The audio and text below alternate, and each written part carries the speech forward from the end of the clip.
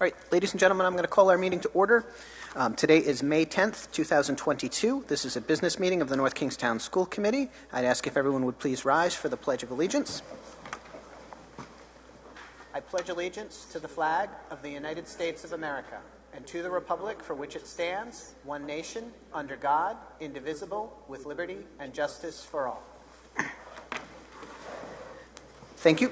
Madam Clerk, could you please call the roll? Mr. Blasberg. Here. Mrs. Hildebrand. Here. Mrs. Hoskins.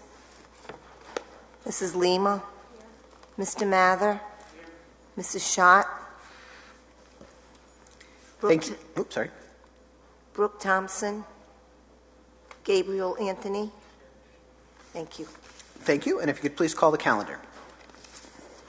Next school committee business meeting will be Tuesday, May 24th, and then June 14th.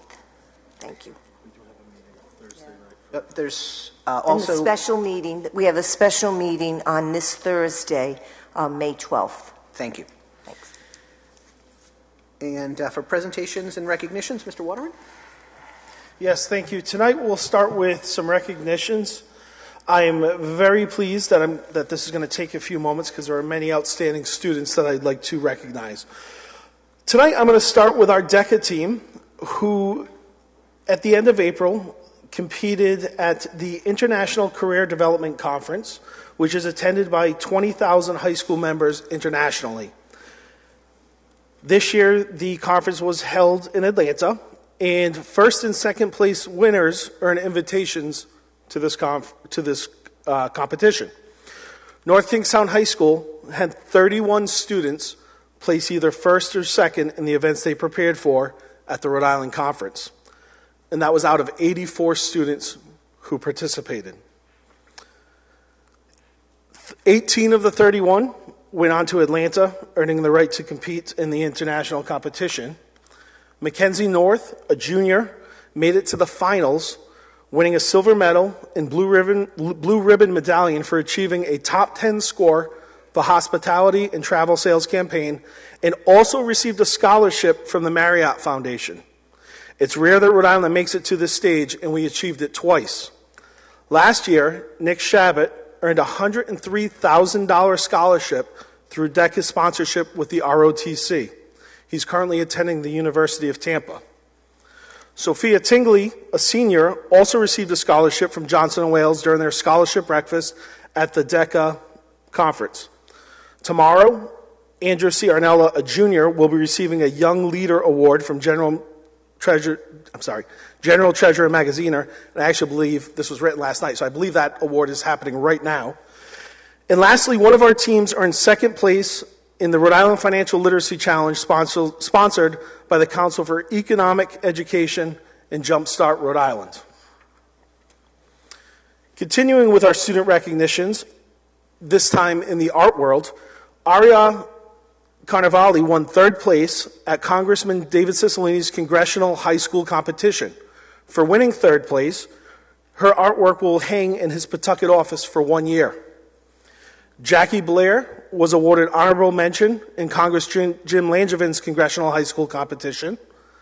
Mary Kate Hainus, a fashion design student, has had her titled Buttons accepted into this year's Junk Couture Runway show. This year, the live event will be held at Terminal 5 in New York City on June 8th, where she will attend in order to dress and accessorize her model for the runway to be judged in the world's largest youth fashion and sustainability competition. Aria Carnevali, Sophia Zasiva, Erin Harvey, and Isabella Skaggs are all being recognized for creating notable posters in this year's Lindsay Ann Burke poster contest.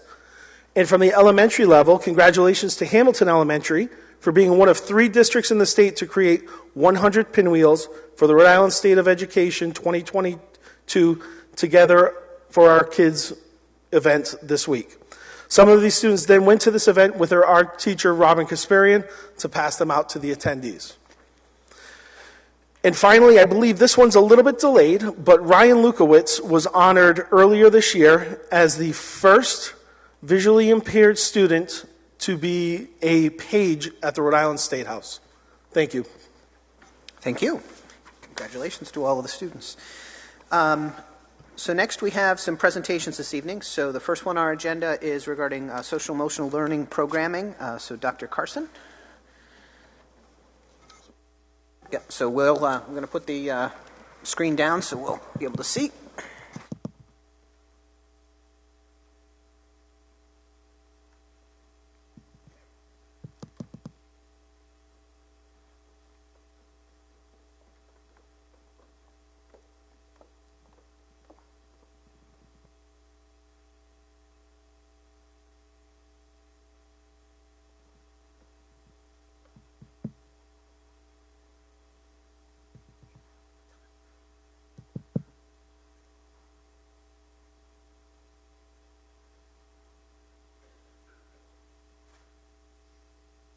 Good evening. Thank you, Superintendent Waterman, members of the school committee, for the opportunity to speak this evening. As you know, May is Mental Health Awareness Month, so this is a great opportunity to talk about and share all that North King Center is doing around mental health. I must start with a huge thank you to all the administrators and faculty who have worked so hard to support our students as they return from pandemic conditions. A special thank you to our school social workers and to our psychologists and all our support staff for working with all of our students. It was hard to define all that we've been doing this year, so I'm sure I've missed something. So anyone, if I left you out, I apologize. Nationally, we know that the statistics around children's mental health continues to be of concern. 1 in 5 students struggle with mental health, which is a 76% increase from 2011. The COVID pandemic has increased sources of trauma with significant rates of anxiety and depression throughout the youth in our nation. Suicide ideation among youth has increased as much as 45 to 60% across age groups. We see this across our district anecdotally, with an increase of risk assessments being done by our mental health staff and increase in psychiatric hospitalization of our youth. Many challenges, including reintegration into social structures of school and the impact of anxiety and stress, have made an impact on our academic progress for some students, which is evident in some of our data today. Today I'd like to talk about 3 different buckets of mental health. One is our social emotional learning and mental health supports within our school district.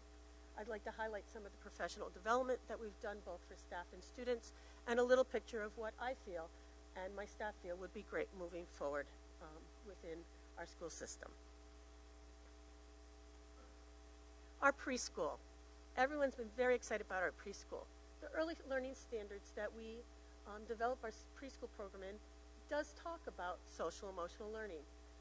These standards are a guide for our early educators, and we have decided to look at a social emotional curriculum for our preschoolers called ALS PALS. ALS PALS is a comprehensive early childhood prevention intervention that supports social emotional learning. It supports our Rhode Island early learning standards and the development of young children within our school district. At the elementary, there's lots of things going on. We continue with our individual and small group counseling, focusing on areas of executive functioning, social skills, anxiety, behavior. We're looking at our Rhode Island SEL standards across our curriculums and within our schools, integrating the arts and the SEL into our literacy, our math, and our day-to-day school culture. We're working with our MTSS system on social emotional learning plans for our struggling students. We continue to use Open Circle, Conscious Discipline, Choose Love, and Zones of Regulation. We have lunch bunch groups, whole group lessons with our social workers and psychologists. We have SEL teams, and we continue to work with our behavioral supports and intervention plans. We have worked with Playworks, Think Social, which is a Superflex character program focusing on children on the spectrum. We're using therapeutic stories. We're supporting behavioral needs with charts, lessons, social stories. Our staff are consulting with our classroom staff. We are focused on our Rhode Island social emotional learning standards, and we try to consult as much as we can with parents regarding homeschool coordination and access to mental health services and community resources. I tried to combine our secondary schools a little bit, both our middle and high schools. Obviously, we have our school counselors, we have school psychologists, social workers, student assistance counselors.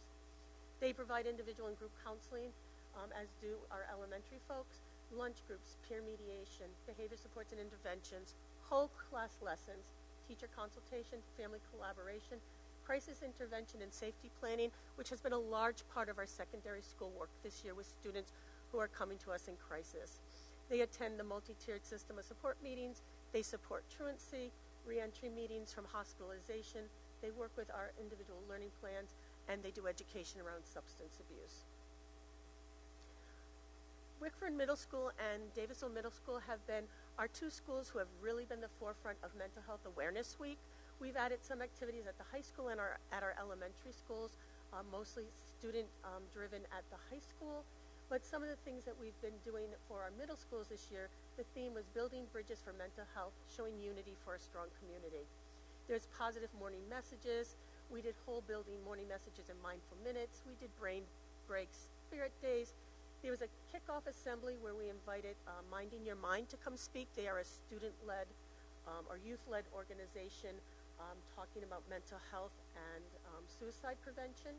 We had a parent night by Zoom that Minding the Mind also did for our middle school families. We did some things for our staff. We did a scavenger hunt for them with raffles and prizes. There's a community walk for awareness, and we had lots of community support from Dave's, Walmart, the police department, and Rhode Island National Association on Mental Illness. Davisville had their second annual Mental Health Awareness Week. We were planning in process. We have images. We are anticipating to do this coming up soon with a student survey. We've done that in both our middle schools. Again, doing that whole body morning messages, mindful minutes, having some DEAR activities, student assembly by Minding Your Mind, an in-person parent night with Zoom, and again, some of the same QR activities and an end-of-week whole building activity that we're yet to determine. Oops, wrong button. North Kingstown High School. We actually did a student-led mental health awareness week with students talking about different things that they could do and tips and ideas for keeping our minds happy and healthy. Our mental health workers do periodic topical newsletters. We have been doing some student assemblies. We recently had a ninth grade social media safety assembly. We had some student-initiated groups such as Safe Bay. We have counseling support, including risk assessment. Again, that's been a real focus this year. And our health curriculum, includes suicide prevention, but we are also adding some curriculum development and also staff development actually tomorrow due to Rhode Island's Nathan Bruno, Jason Flatts Act around suicide prevention. Some of our district-wide supports, we currently employ 3 behavior specialist aides or assistants who work across the elementary and middle schools supporting students who need additional support. We have a central clinical team. Dr. Barry Plummer out of Brown is our consulting clinical psychologist. And we were lucky to add a psychiatric resident from Brown School of Medicine this year to help our team. The central clinical team supports teams in the schools working with students with ideas, working with families. We continue to have Davisville Academy, and we have made recommendations throughout the school year for increasing our school-based mental health staff as the budget allows. One of the big things that we did add this year was Effective School Solutions, and they've submitted a mid-year report card. It's a lot of data. I'm going to try to just give some of the highlights for what they've done to date. Given when the RFP was accepted, when it was accepted, we had a date of approximately November, so they've only been working approximately 6-7 months in our schools. What we did with this particular program, Effective School Solutions, is to really target the Tier 3 students, those students for which all the interventions that I mentioned prior, really they needed still more support to be in our schools. Students who are coming out of hospitalization, students who are at risk for hospitalization. We had a lot of students who were school avoidant, having not been in school for several years. So we really targeted that population. The Effective School Solution Group worked with our building-based teams to identify those students that the schools felt were most at risk. Some of the typical Tier 3 students, these are actually coming from the students that we are working with in our school system. We have students with diagnosis of post-traumatic stress disorder, acute stress disorder, autism spectrum disorder, eating disorders, disruptive behavior disorder, major depression, ADHD, reactive attachment disorder, anxiety disorder, and oppositional defiant disorder. So the students that this program is working with have a vast variety of needs. We have kids who have seen severe trauma. We have certainly students depressed, including suicidal threats and self-harm, anxiety, particularly around school avoidance, intense behavioral challenges, suspected substance abuse, parental substance abuse, eating disorders and eating restrictions, domestic violence, and parent disengagement. So we're talking students that need a high level of care to come into school and be in class and continue to make progress academically. When we look at some of the data that we have been able to get from Effective School Solutions, there's been 774 total therapeutic interactions, or students receiving an average of 3.2 hours of service per week. This could be individual or group therapy, it could be family work, and it could be crisis intervention.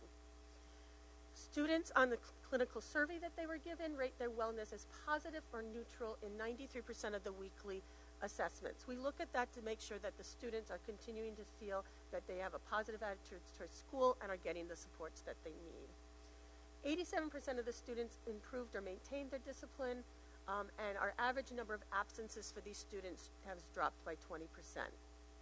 100% of the responding parents who reported on the survey reported high satisfaction with services, and we've had 196 family sessions to date. When we look at our data, we look at attendance. Attendance absences per student definitely has decreased. We have students who have maintained their out-of-school discipline, so they're staying in school. And although we've seen a small decrease in some of the GPAs, most of them have definitely improved compared to their baseline GPA. They may not be necessarily where we want them to be at this time, but many of the students that entered into this program were school avoidant, and we spent, the Effective School Solution folks spent a lot of time working with students and families to get them to attend school and to be in class. And we've talked a bit about that. Again, we have high rates of clinical supports in place for the students. Student wellness ratings, as I said, 93% of them are having positive or neutral. We are, oops, that's the same one. The parent ratings, which I think is important, this was a very different level of engagement for us as a school district, is really working with the families. And we know when we look at national statistics, the ability to access high-quality mental health services at this time is very, very difficult. Recently, there was news that Rhode Island is in a crisis when it comes to youth and family mental health support. The parents strongly agreed that they've been treated with respect. They have sufficient opportunities to speak with staff. They understand their participation. They understand the right to privacy and confidentiality. The counseling staff understands their family situation. It's helping them cope with their child better. It's helping the child, and overall satisfaction is in the very positive range. I think more importantly is some of the comments that the parents who are working within the Effective School Solutions program have said. I'm incredibly thankful for the extra support. This program should be implemented for all schools. I've dealt with multiple children with behavioral mental health needs, and until this year I've felt a lack of support. I can count on my clinician for my child's daily needs. I'm a very smart lady. I never have to repeat myself. Without ESS, I feel that we would not be where we are today. And the comments go on. So it has definitely been a positive support for the families that they've been able to service this school year. We've seen the strong success stories. We've seen engaged families and students and very positive feedback. We see the high school administration has been very supportive. They put a great system in place for working with Effective School Solutions. They do weekly meetings talking about the students and really have a great process going. We need to continue to implement our school avoidance protocols to support students to get back into the school environment and support academic success. School avoidance has been a very big topic across the nation because we really see kids are having a hard time adjusting back to school after the time of quarantine and the pandemic isolation and the difficulties that provided. We want to improve grades, obviously. We want to add some study skills coaching for next year, along with our emotional behavioral supports, doing more collaboration with the teachers, case managers, administration to make sure that our kids have the skills that they're ready to learn. When we really step back and think about it, we have students who have entered our schools who may not have ever been in the high school setting up until this year, or have not been in a school setting at all coming into kindergarten because of some of the pandemic. We also would like to focus on providing professional development for the administration across the district and other school personnel, particularly around trauma-informed coaching, and particularly at the middle school where we see much more behavioral dysregulation than we have in the past. Professional development that as a district we've provided. These are a lot of examples of some of the professional development that we provided that is around just the mental health and social emotional learning. We have youth suicide prevention for our mental health staff with Lee Raposa from Rhode Island Youth Guidance. We do that yearly for all of our social workers and psychologists. We did a session on threat assessment this year for our mental health staff. They've been working with Bridge RI modules that was developed through the Rhode Island Department of Education on anxiety and trauma. We did a district-wide presentation on signs of suicide. We're doing the introduction to the suicide prevention curriculum with our secondary health teachers tomorrow. We were fortunate to have 2 trauma-informed instruction sessions for the district. Unfortunately, Sergeant Center's Regional Resource Center was unable to continue that work for us. Our occupational therapist, Alicia Charpentier, has been doing zones of regulation with our certified occupational therapist assistants to work on helping kids to be regulated throughout their school day. I mentioned ALPALs for our early childhood staff. They have engaged in professional development for that throughout the school year. We have been doing some work with conscious discipline at Quinnesset Elementary School as a pilot school. We've been promoting student mental health with new evidence and approaches. Social workers and psychologists will be attending that tomorrow in Providence. It was opened up to social workers and psychologists other than Providence School Department, and these folks who are going have offered to go, and it will be exciting for them. We offered mental health first aid for our teaching assistants. We have offered youth mental health first aid in the past, and we did have some TAs who are certified in that area. Director of HR, Mr. Lally, did a Title IX presentation for administration, staff, secondary students, and tomorrow we are doing identifying and responding to child and youth sexual abuse prevention for our high school staff. So we continue to work on SEL and mental health throughout our professional development days. Moving forward, action steps. We would like to continue to work closely with Day One. We have had lots of conversations with Day One about rolling out their Your Voice, Your View to high school and middle school students regarding sexual misconduct and sexual harassment. It is a momentous task to have them come out. They do 4 45-minute sessions, and with our Day One, Day Two schedule at our high school, it was a bit of a challenge. So we are looking at scheduling that in for next year so we have it up and running as soon as possible. We want to continue staff development in the areas of trauma-informed instruction at the middle school level through effective school solutions and conscious discipline.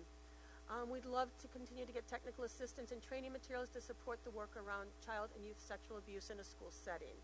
We continue to provide suicide prevention, professional development, and support aligned to the Nathan Bruno Jason Flatts Act. We need to assess our current SEL curriculum to ensure that we have a pre-K through 12 coordinated curriculum and effort. We have lots of things going on in our district and lots of really good things, but to make sure that we are hitting everything that we need to do when it comes to social emotional learning. Given input from staff and students, we need to continue with these topics for professional development for staff, students, and the community. The one voice that I've heard from our teaching staff and our teaching assistants over the school year is they need more support in the areas of social emotional learning, behavior, and behavioral regulation. I feel it's important to continue with effective school solutions with the students and to make sure we are in a full 30 student census. We now have all the staff in place that we need. That has been a challenge both for effective school solutions and our district is getting qualified and certified and appropriate staff for all our positions. I'd love to see an increase in school mental health staff, particularly at the elementary level. And we need to focus on teacher wellness.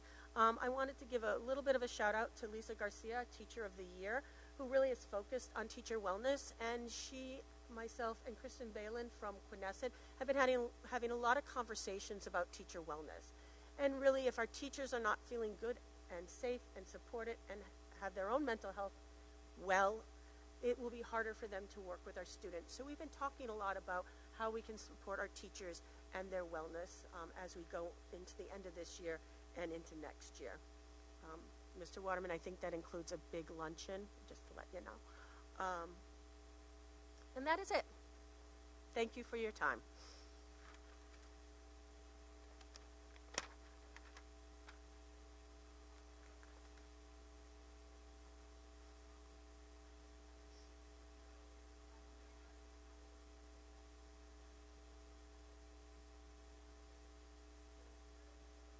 Yes.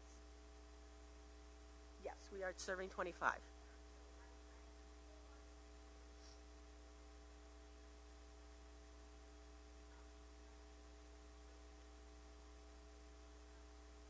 Yes, I did ask them about that, and I'm not sure. Maybe I asked if 2 students had refused or didn't complete the survey. We have had a couple of those students within the program who have been hospitalized, so they may not have been available. I just didn't get a response on that today. As far as the 25 students as opposed to the 30, part of the challenges was getting the program up and running in November, and they were unable to find an appropriate staff person for the high school until slightly into the program. So we had one clinician in both programs starting in November. They started those intakes. So I suspect that by the end of June, we should have that 30.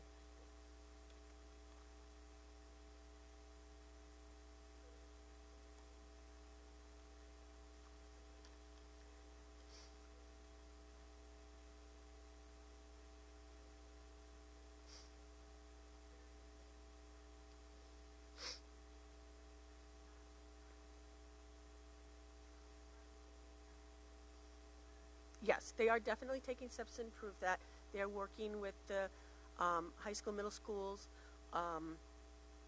administration to put steps in place so that we don't go straight to the, to discipline, that we're working more with the students in that way. As far as the GPA, unfortunately, we've kind of seen that dip for a lot of the students coming back, not just our students. I really, if I had the time and the energy before this presentation, I wanted to see what we were looking like at the high school. Because I do know I've sat in a lot of meetings, and kids are just having a real difficult time with that kind of back-to-school study skill piece. I think a lot of it has been the screen time that we spent when we were in distance learning. They're drawn into that screen a little bit, and they get distracted.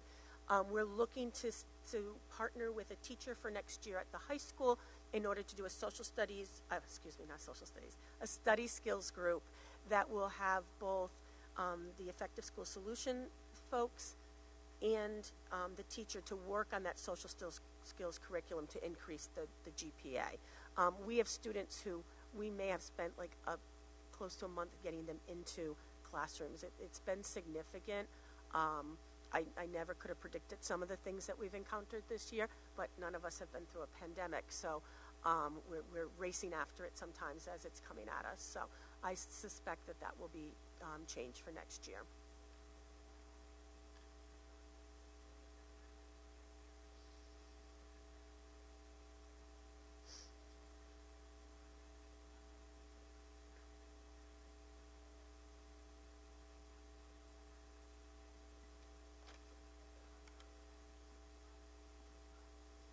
Yep.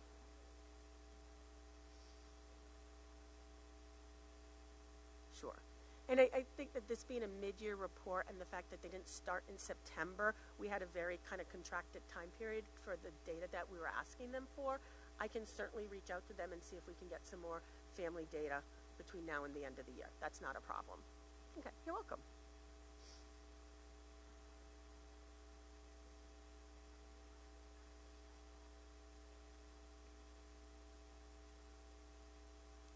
Sure. And I can get that information to you. I thought that was a great piece when you said, I'm like, oh, yeah. Mm-hmm. Thank you.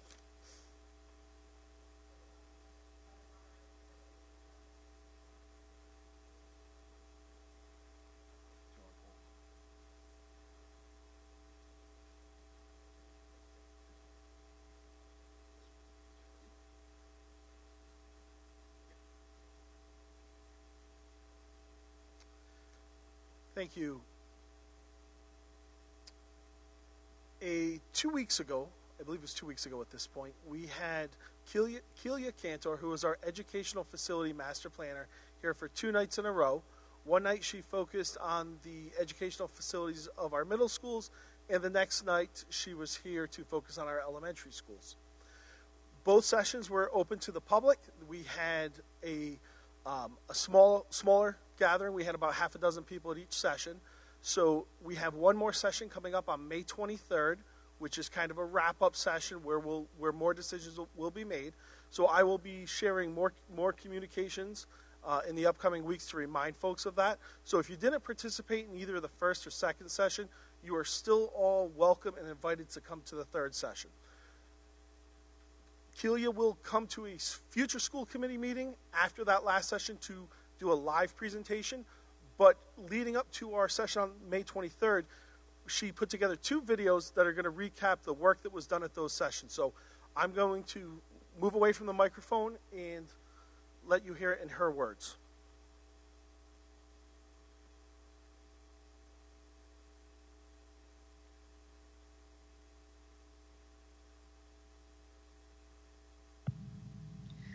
One of the topics explored as part of the North Kingstown Master Plan is consolidation. North Kingstown currently operates 9 facilities, 1 high school, 2 middle schools, 5 elementary schools, and a clinical day program at Davisville Academy. Consolidation opportunities exist at the middle school and elementary school levels in North Kingstown. There are many reasons a district may want to consider consolidation. Fewer buildings to maintain can make it easier to provide equal facilities across the district. Having students in one school ensures consistency in educational delivery, operations, and communication. RIDE also offers an additional reimbursement incentive for projects that consolidate facilities. And less square footage can mean lower operational cost with regard to physical plant. It should be noted, however, that consolidating buildings does not always mean a reduction in staff. If the same student population is still being maintained, then the number of staff usually must be maintained as well in order to keep the same student-to-teacher ratio. Of course, consolidation can have its challenges as well. A larger number of students means a larger site for the building, which can be a limiting factor. If that site is not located centrally in the district, then some students will need to travel for longer distances to get to their school. And the larger the building, the more thoughtful the design should be with regard to creating that small school feel. Because North Kingstown middle schools have been identified as the buildings with the most urgent needs, the master plan has focused on consolidation opportunities at the middle school level. There are 2 types of consolidation options. The first is consolidating from 2 middle school facilities into 1 facility. The second option is to look at different types of grade organization. In North Kingstown, this could either mean moving from grades 6 to 8 to grades 5 to 8 at the middle school, or having a 6 to 8 middle school with a preschool wing. Before we dive into those options, let's look at how different districts approach middle school around the state. This chart shows the breakdown of how many middle schools serve different districts in the state. As you can see, the majority of public school districts in Rhode Island are served by a single middle school. Almost 30% of Rhode Island districts are served by 2 middle school buildings, and less than 10% have 3 or more middle school facilities. If we look at the average population of middle schools, we see that the median number of students is around 600, and the largest school in the state has a population of over 1,100. In terms of grade configuration, the majority of middle schools in Rhode Island serve grades 6 through 8. Just under a quarter of the middle schools serve grades 5 through 8, and a little less than 20% of the remaining schools have some other grade configuration. This could be a K through 12, a K through 8, or any other number of combinations.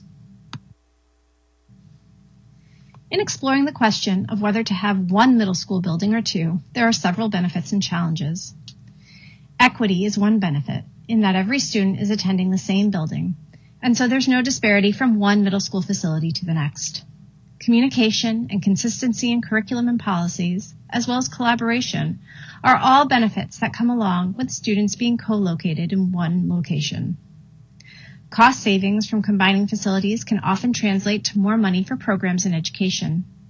And finally, as previously mentioned, RIDE offers additional incentives for construction projects that consolidate buildings. Many of the challenges that we noted earlier are also relevant to this method of consolidation. Larger student population translates to a larger building, which means a larger site is needed.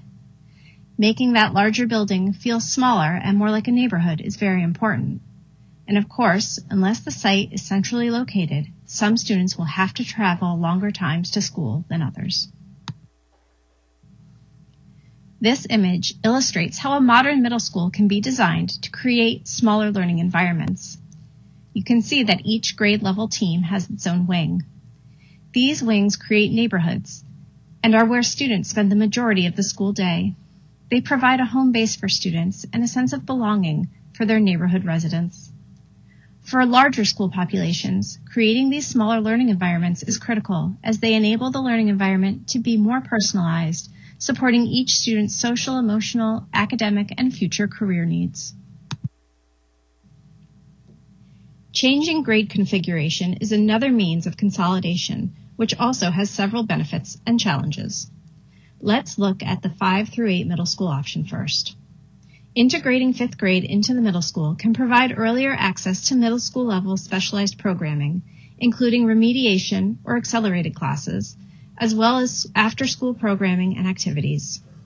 Removing the 5th grade from the elementary schools will free up more space at those facilities and can provide more consistency in middle school programming as students gain earlier access to those programs. Finally, mentorship opportunities exist between the older and younger grades, and younger students can be exposed to behavior modeling from those older grades. The challenges of incorporating 5th into middle school include the creation of those smaller learning environments that were referenced earlier, as well as the creation of separation between the older and younger students during unsupervised times. Parents most often cite the bus rides to and from school as their greatest concern regarding unsupervised interaction between older and younger students. There are 2 main ways to organize a grade 5 through 8 middle school in order to promote separation between the youngest and older students. The 5th grade academy model and the upper-lower school model. Each of these models is based on the idea of building a school within a school and creating those smaller learning communities that we referenced earlier. These buildings are designed to provide separation throughout most of the day, with the occasional sharing of larger community facilities such as the gymnasium, cafeteria, or media center. They can work in addition to organizing grade levels by teams. However, they need a holistic approach to be successful. Academic and administrative support, as well as a well-designed physical space, must thoughtfully consider the needs of a wide range of age groups. Here is an example of how a 5th grade academy model might be designed. The 5th grade would have its own core classrooms, administrative offices, and support spaces separate from the upper grade levels at the middle school. It may even have its own separate main entry.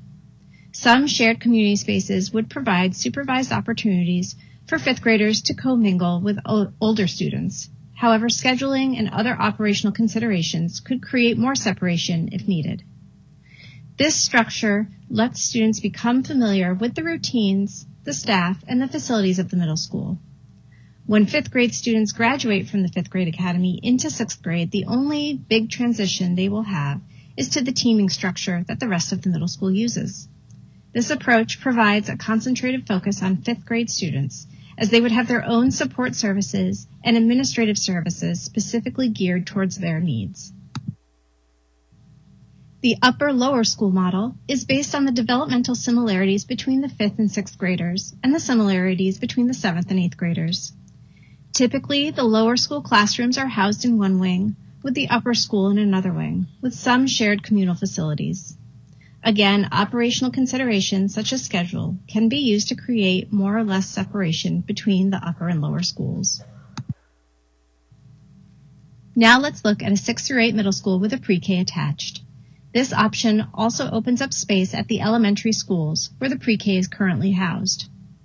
A pre-K with close proximity to a middle school provides unique supervised mentorship opportunities, such as a Reading Buddies program, where middle school students can read with pre-K students in the media center, and even serve as an introduction to early childhood education for middle school students interested in that as a future career path.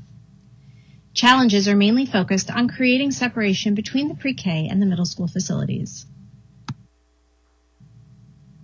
This diagram shows how a 6 through 8 middle school with a pre-K might be organized.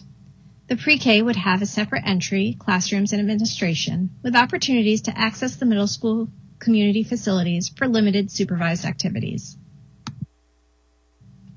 In looking at how each of these considerations might play out in North Kingstown, we have 5 main options. The first option would be to keep everything as it is already, retaining Davisville Middle School, and either heavily renovating or replacing Wickford Middle School, while keeping the same 6 through 8 grade configuration. The next option would be to keep 2 middle schools but add in 5th grade. This would result in building a larger Wickford Middle School and redistricting so that Davisville Middle School does not exceed its designed capacity.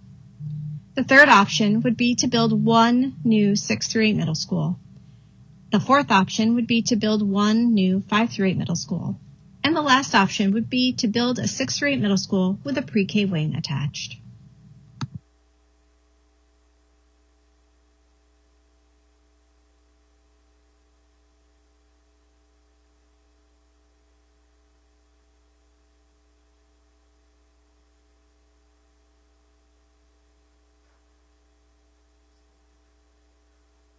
Thank you. And now for a recap of the elementary meetings.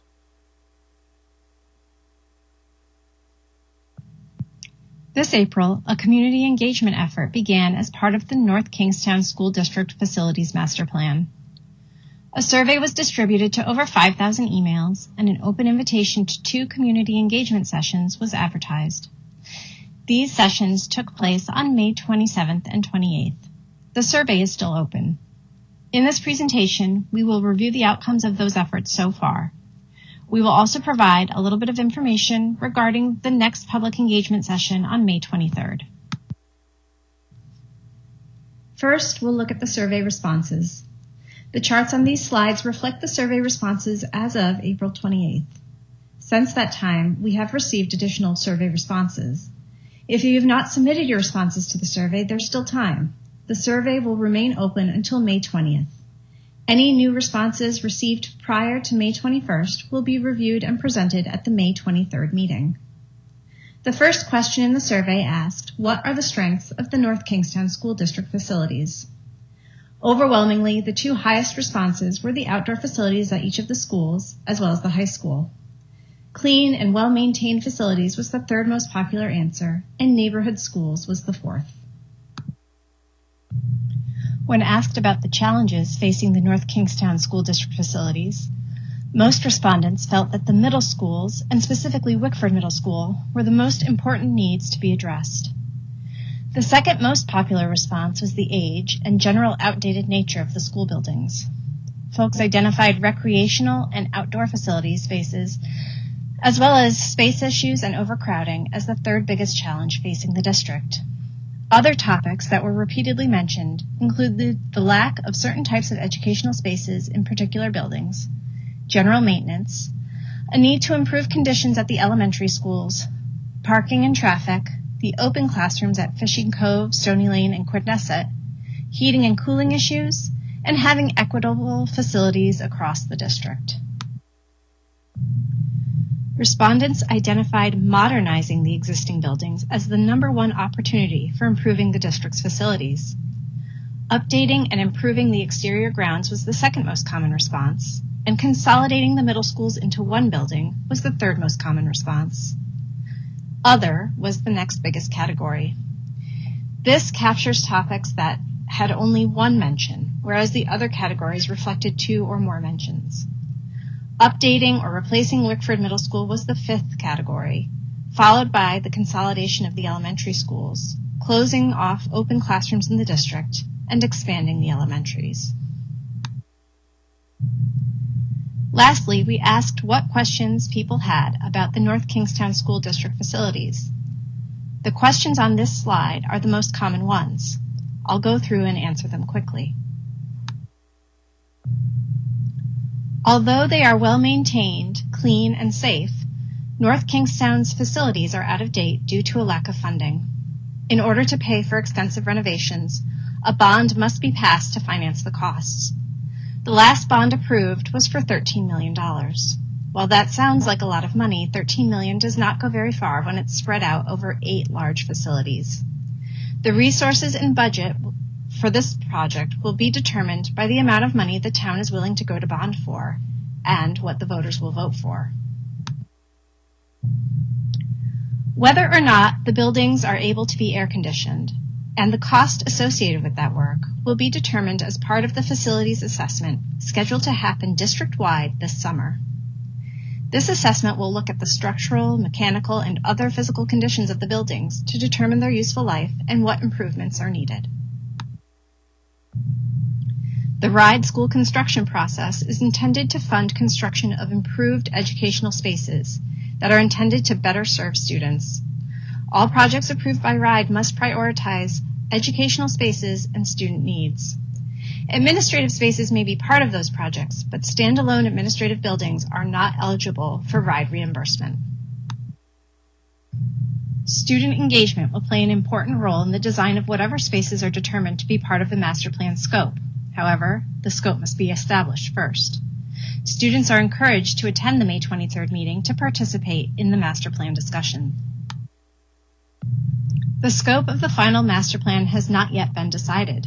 Critical to this decision is input from the community. The financing of the master plan will be determined by town vote. Therefore, it is important that the master plan reflect the input of the community. This community engagement process will help to determine what the preferred master plan will be. This master plan will recommend improvements district-wide, but is mainly focused on major renovations or new construction at the middle school level for several reasons. First, the middle schools represent the greatest deficiencies and the starkest inequity, particularly given the age and condition of Wickford Middle School. Second, a consolidation of middle school facilities will open up new possibilities for the elementary schools in the future, either by providing swing space while the existing elementaries are renovated, or providing sites for new future schools. RIDE requests that these master plan submissions occur every 5 years, so the elementary schools should be addressed in the next master plan iteration. The first community engagement session was held on April 27th at the high school. The session focused on the future of North Kingstown's middle schools. The session began with a review of the survey responses, followed by an overview of the master plan analyses findings. You can review these findings by watching the videos posted on the district's Facilities Master Plan webpage.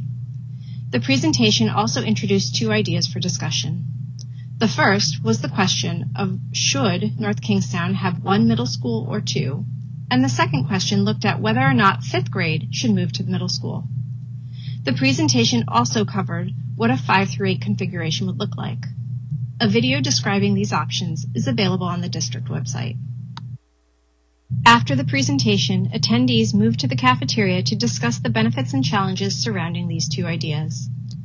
With regard to consolidating to 1 middle school, participants noted concerns regarding the length of the commute to that school, should it not be centrally located in the district, but recognized that it provided benefits such as district equity, operational savings, and opening up sites for new school building opportunities.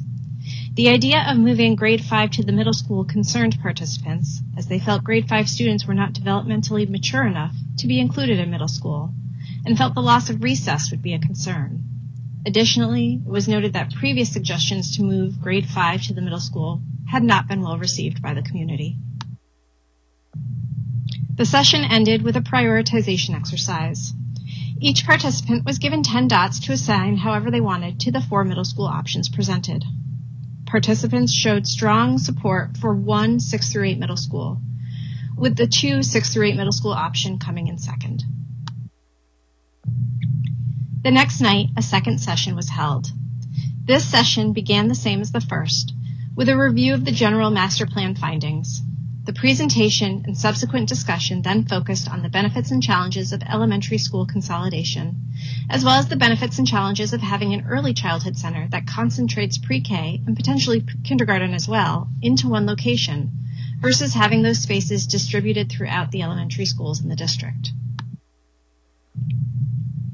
Participants identified several concerns about consolidating the elementary schools, largely pertaining to the potential negative impact that would result from having more students in fewer locations. Regarding the idea of an early childhood center, participants felt it would be a loss to have kindergarten moved out of the elementaries, but did identify potential for pre-K to be included at a location other than the elementary level, namely the middle school. The topic of pre-K at the middle school was discussed toward the end of the session. Participants liked the idea of having pre-K on the middle school site, but operating as a separate school, with separate facilities, schedule, and playground, perhaps only connected to the middle school by a single corridor. This connection could allow for opportunities for the preschool to have limited access to facilities such as the media center, and allow for crossover programs like Book Buddies, where middle school students could come and read to the pre-K students. This could provide supervised mentorship opportunities between the pre-K and the middle school students. Unlike fifth grade, pre-K students would never be unsupervised in situations with middle school students, as pre-K programs and students are naturally more supervised than fifth graders.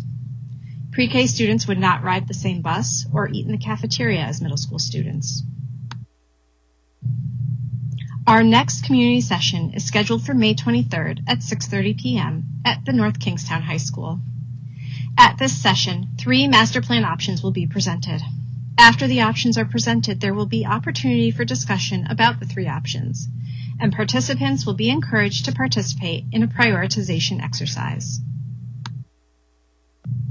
If you have not done so already, I invite you to take a moment to watch the informational videos provided on the district website. New videos have been recently added as well. The survey will remain open until May 20th, so please take a moment to fill it out. I look forward to seeing you on May 23rd.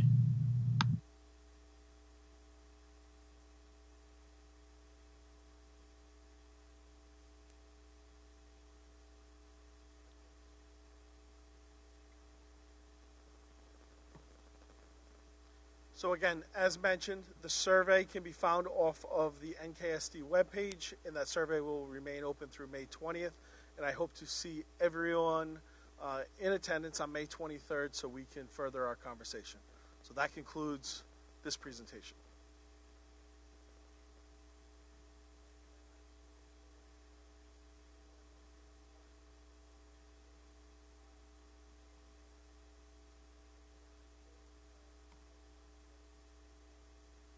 Thank you. Yes, I'd like to invite Mr. Chris Cobain, who is our athletic director, up.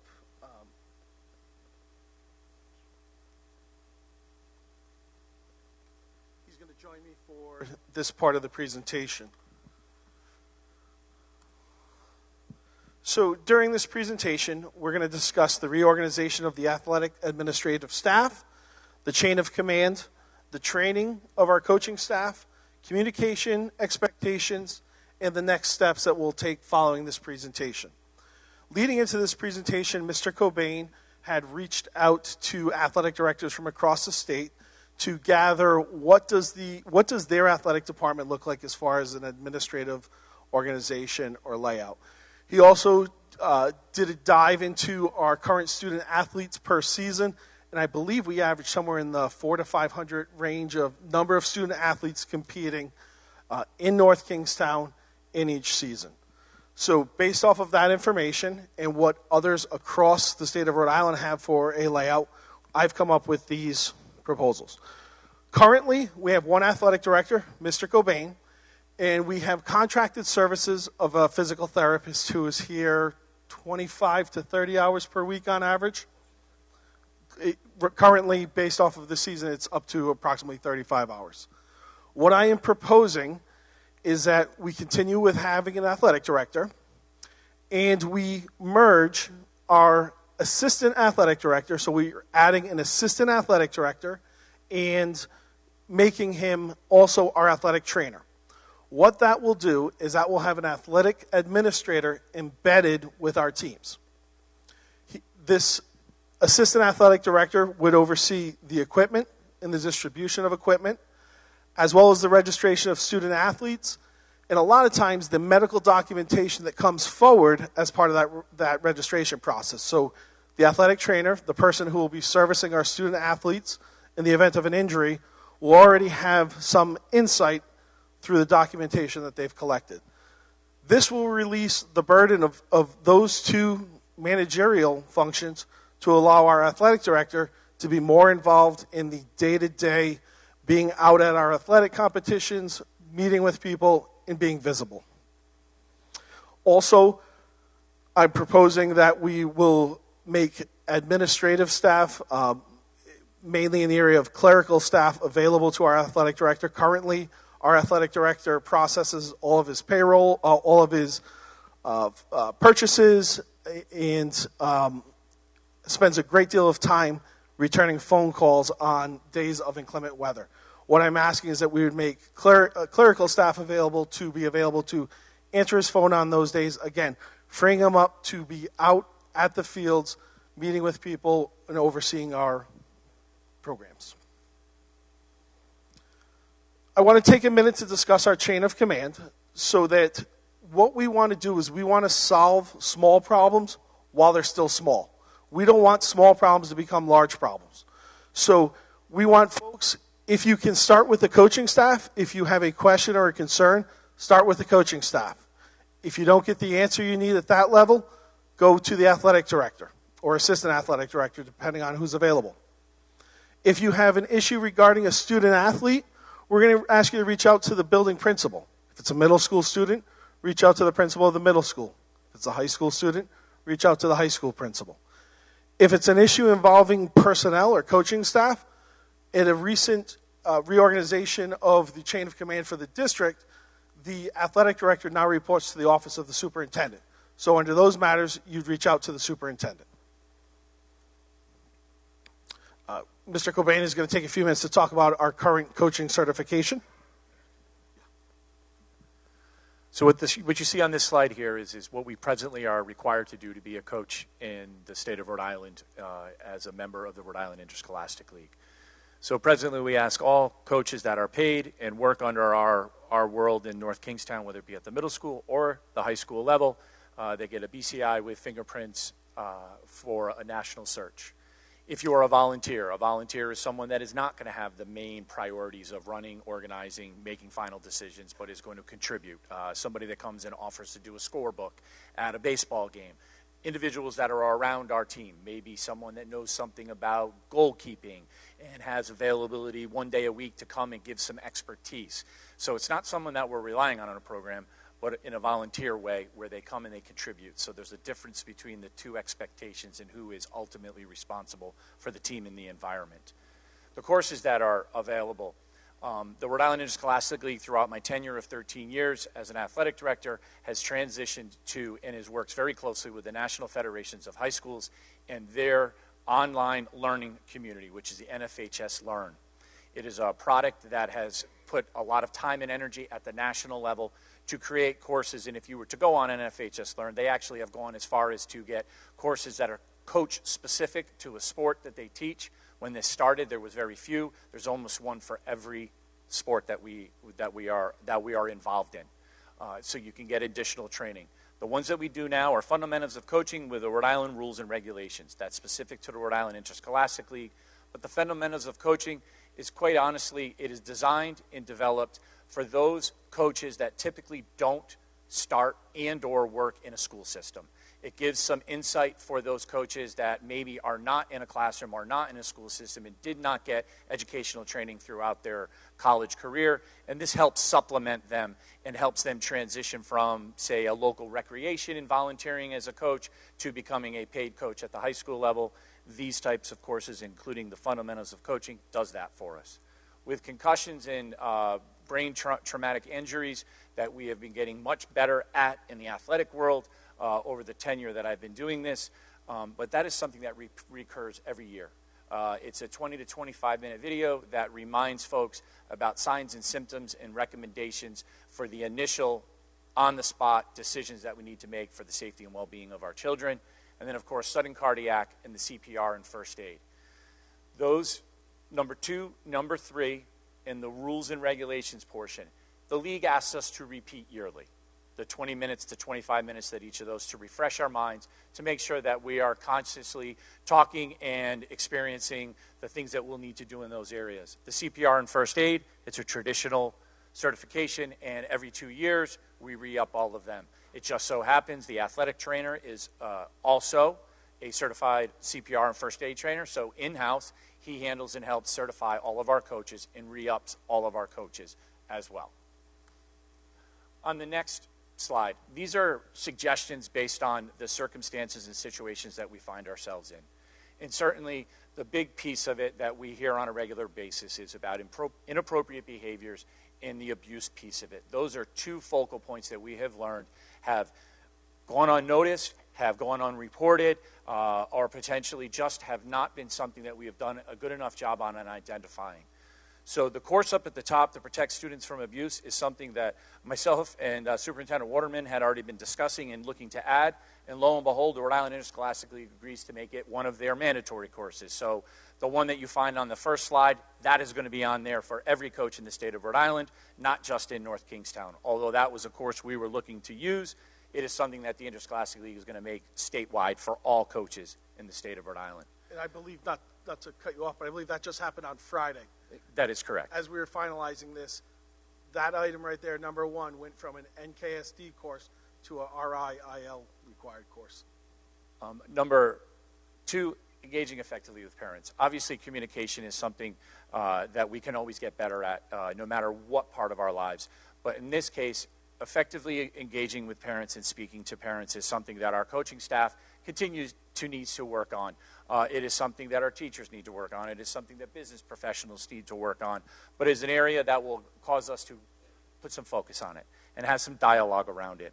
And what we also hope is that by us self-reflecting and training our coaches is to encourage parents and students to talk to us, to communicate with us, to communicate when those problems are small, where it is a simple conversation versus a very involved, deep, and very concerning conversation.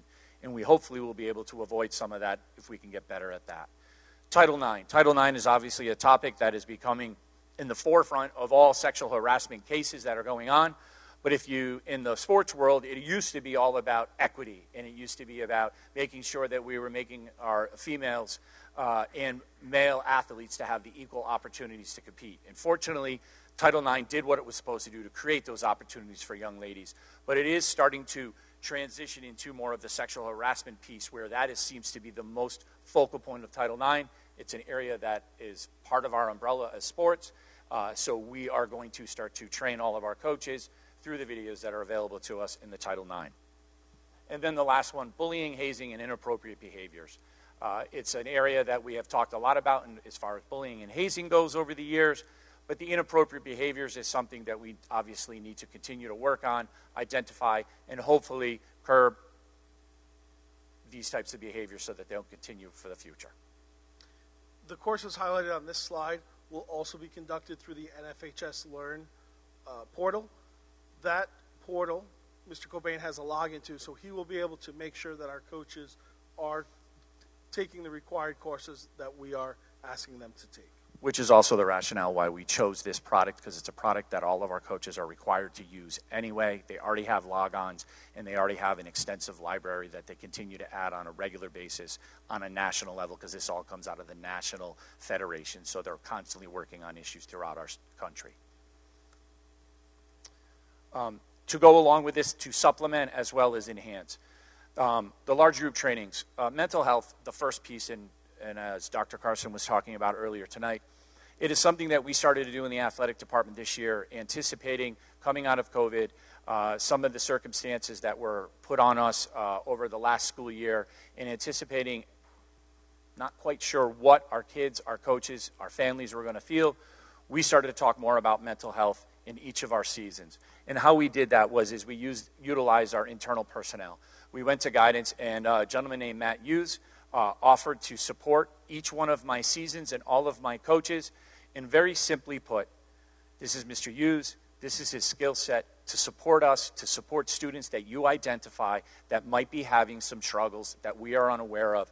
But if you get that first piece of information, you can send a quick email to Mr. Hughes, and they will follow up with that child. I'm very happy to say that we started that in the fall of this school year, and it has already been utilized in more than one season, which tells you that there is a need. We know that there's a need, but giving them the access to it, I was very happy to see that they took advantage of it.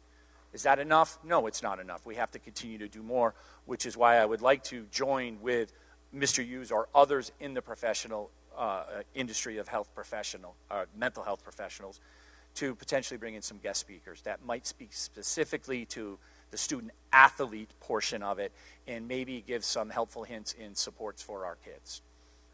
The implicit bias is something that I, fortunately, through the Interscholastic League, have worked on a committee. We were getting ready to roll out a presentation that was driven by the state police and West Pennington, Officer West Pennington, who is the overall expert in the state police in the state of Rhode Island, was working with a committee of people, including myself, to create a presentation for all of our coaches, students, athletes throughout the Interscholastic League. COVID hit, and it got put on the back burner until COVID stopped. I am looking to re-engage that. I am looking to potentially bring West Pennington in here as the grandfather of the implicit bias program here in the state of Rhode Island. So that is my plan with implicit bias, is to give a more whole approach to it on top of what we talk about on a regular basis. Mandatory reporting is something that I need to remind my coaches of. It is something that we will do in all of our preseason meetings to make sure that when we see something, we're saying something and we're doing it appropriately. And we also know that it is our obligation. And those are areas that we're going to be focusing on. Remediation courses. Sports are built around sportsmanship. Every rule book that's attached to a team in the sport that we engage in has rules. If you're a soccer player and you play the game, you know when you see the first yellow card, you haven't followed the rules properly and you've done a pretty good job of breaking them. You see a second yellow card, you're now eliminated from the game. You have a sportsmanship issue. Every one of our sports and every one of our coaches is obligated to teach sportsmanship in so many different ways. It's not just a traditional being respectful to one another. It's also about playing the game the right way, respecting the game. And then on top of it, we are a member of the Rhode Island Interscholastic League that has other penalties that hold our teams and our individuals, coaches and players, accountable in the sportsmanship world. The problem is, no matter how many times we repeat it, competition and kids and coaches sometimes make poor choices. In the area of sportsmanship, it gives me the ability to, and the league does this also, if you're eliminated from a game for sportsmanship issues, you have to do a questionnaire and you have to take the sportsmanship refresher course to remind you all of the things that we talk about on a regular basis, seasonal, daily, weekly, through coaches, through sports, through rule books. You're clearly not getting it. We need to continue to remind you. That also comes with suspensions. So these types of courses, hazing, prevention for kids, and implicit bias, will be used in that way. When we have a situation where all of the efforts that we've made to ask individuals to do the right thing, if they do fall off that path, we have the ability to utilize some remediation with some potentially punishments, whether it be league or school related. But this is another way for us to continue to remind our students and our coaches of this.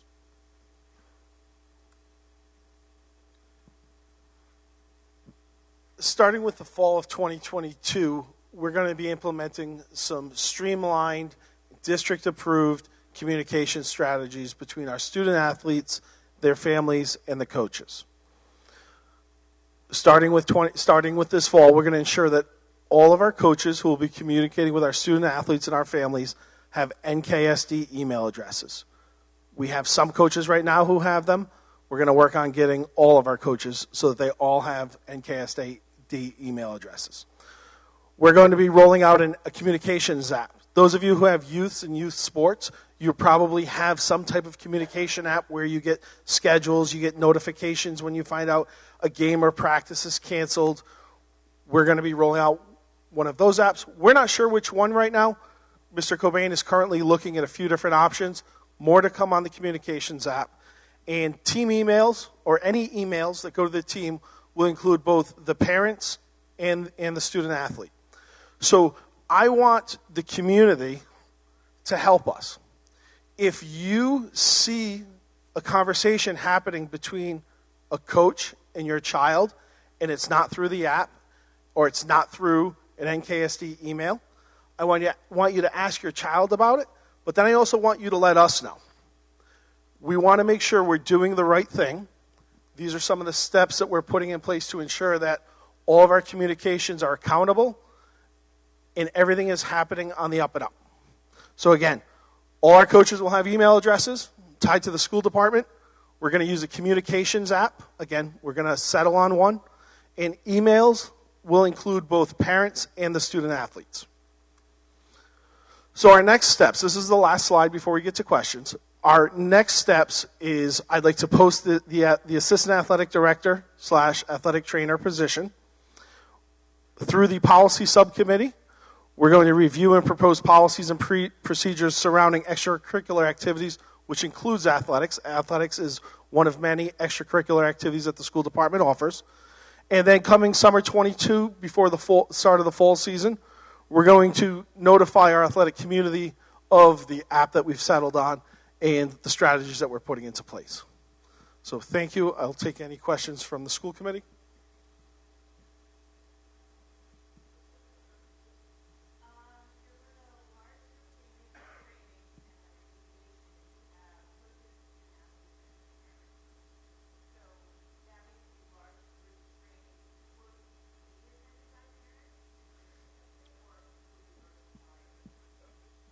Depending on what the topic would be. So if it's one where it's the beginning of the season and it's parents come in, students come in, coaches come in, that type of topic at that time, whether it be a snapshot in there and it's appropriate for that environment, absolutely. I think more times that the parents are involved in the messaging, I think it would be ideal that they're hearing the same thing that their child is. I just don't know that that's always going to be the ideal situation.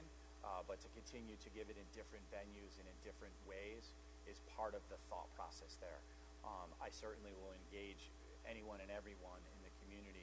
I just don't know about space, and the topic might not be appropriate for everyone, but we'll certainly decide by each one.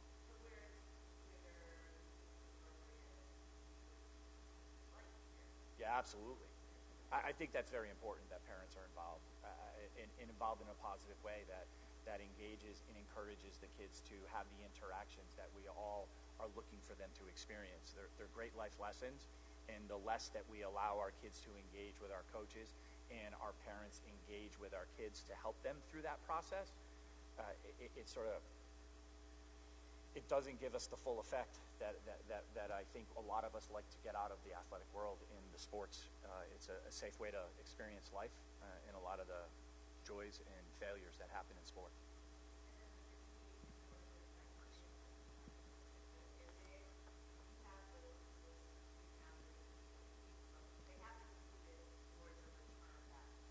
Yeah, so typically speaking, I'll get a phone call. Let's say it's an away contest and a student gets kicked out of the game.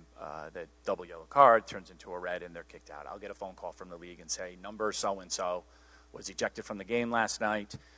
They're suspended for the next league game. They need to complete the questionnaire and the video before they can set foot on the field, court, wherever they're going to play.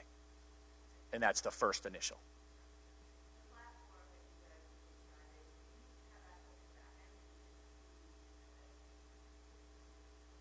Yes. Yeah, and when it's in the case of the student, I actually have them print it out and hand it in as sort of like homework. Yeah.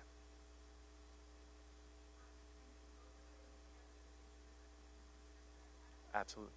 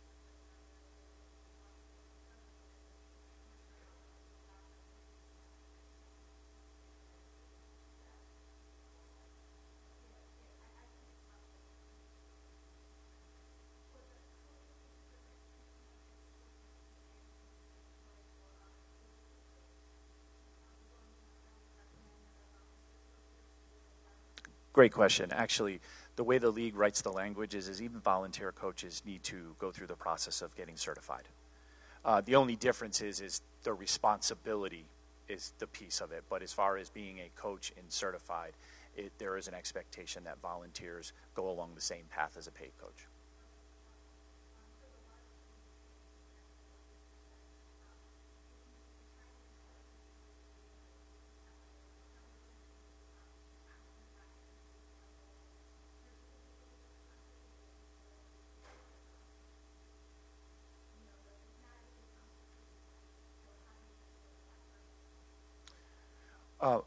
Superintendent Waterman and I had spoken about that, and we all realized that the word mandatory isn't necessarily mandatory for many reasons, right? So we had talked about in those types of settings where we have important topics or presentations, as long as the person that we're utilizing for that particular presentation, if there's no copyrights, we would make sure that it is videoed so that we can say, if you missed it, here it is. There is another way to get that information, and it wouldn't be, you didn't come, sorry, you didn't get to hear about it. And that's something we had discussed.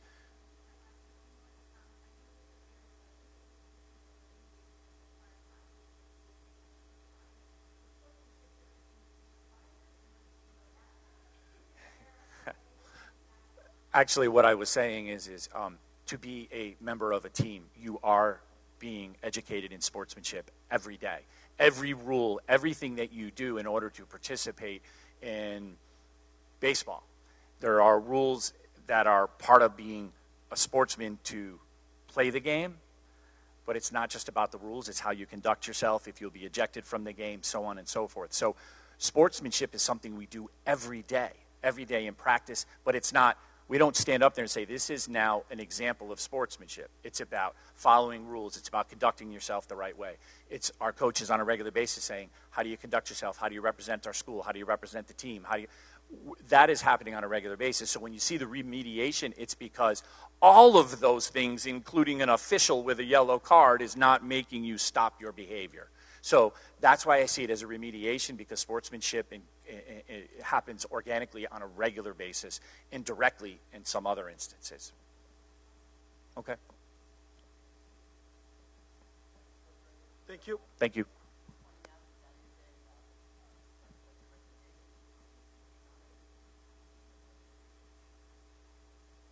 Thank you.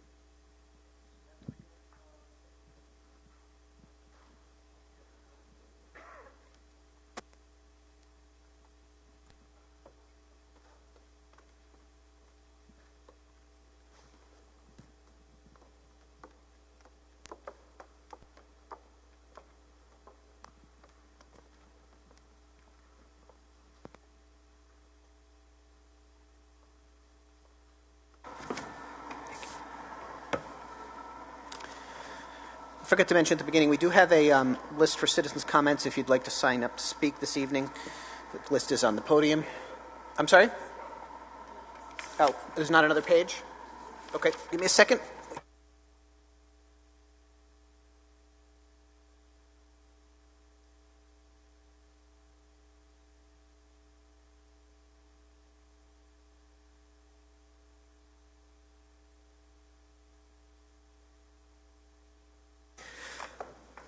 Okay. So, moving on with the agenda, one thing I'd like to do with unanimous consent of the members is we don't make decisions prior to citizens' comments, but this isn't a decision. I just wanted to bring forward an item on our agenda, which is the status of investigations and investigative reports. And if I have unanimous consent to do that, I'd like to bring that forward at this time. Are there any objections? Okay. Thank you. So, I prepared just a brief statement because, as most of the people in the audience know, it's been a busy couple weeks for us here. So I gotta wear my glasses, sorry. The North Kingstown School Department is facing a challenging time. As we reported last week, we have 3 new allegations involving North Kingstown School Department employees, and as a result, 3 employees have been placed on administrative leave. As with all information and allegations received, the school committee and the superintendent take these allegations seriously while respecting everyone involved. My school committee colleagues and I understand the concerns that people have in North Kingstown. It has been a difficult time for all within our school district. We are aware that some members of the community would like to have access to every detail at the moment information becomes available. Unfortunately, that is simply not always possible to do. The North Kingstown School Committee and the school department owe a duty of fairness to all of our students, faculty, staff, and the town's citizens at large. We must balance the need to make every facet of every investigation public against the rights of all individuals who are involved, students, families, faculty, and staff alike. I ask that you respect the privacy of all students and staff involved as we complete the investigations. The school committee has a high degree of confidence in our interim superintendent and the team of professionals that he has assembled. We are confident that the investigation being conducted by the independent investigator Matthew Oliverio and the current additional internal investigations will be conducted fairly and professionally. Once these investigations are complete, the interim superintendent and the school committee will take the appropriate actions necessary. The interim superintendent and the school committee will make public comment when the situation warrants and is permitted by law. I understand that this is frustrating for some members of our community, and indeed it is frustrating for me. However, we must be fair and rely on facts as opposed to rumor and conjecture. As a reminder, we are also cooperating with the Rhode Island Attorney General and Civil Division of the U.S. Attorney's Office in the investigations that they are conducting, and will continue to cooperate with the Rhode Island Attorney General and the U.S. Attorney until their investigations are complete. We have working students as well as a supporting community here in North Kingstown. This process, though difficult, and their families have confidence that they are in a safe place. As we have said many times before, the safety of our students in North Kingstown every step necessary to ensure that priority is met. Thank you. So having said that, the next item on our agenda are citizens' comments. We do have a list. If I could get that list again. I had to bring it back. We only had one page. If somebody could grab it for me. Sorry, thanks. We got it. Thank you very much.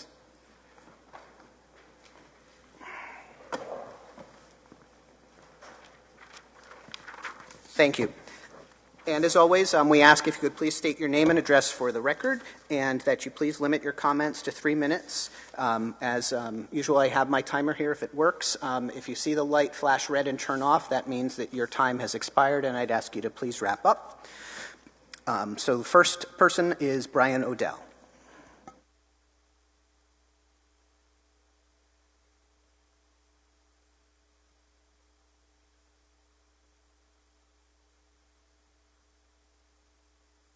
Sorry, if you could state the town. I know we say it every time. Thank you, sir. According to two hateful town residents quoted in the property.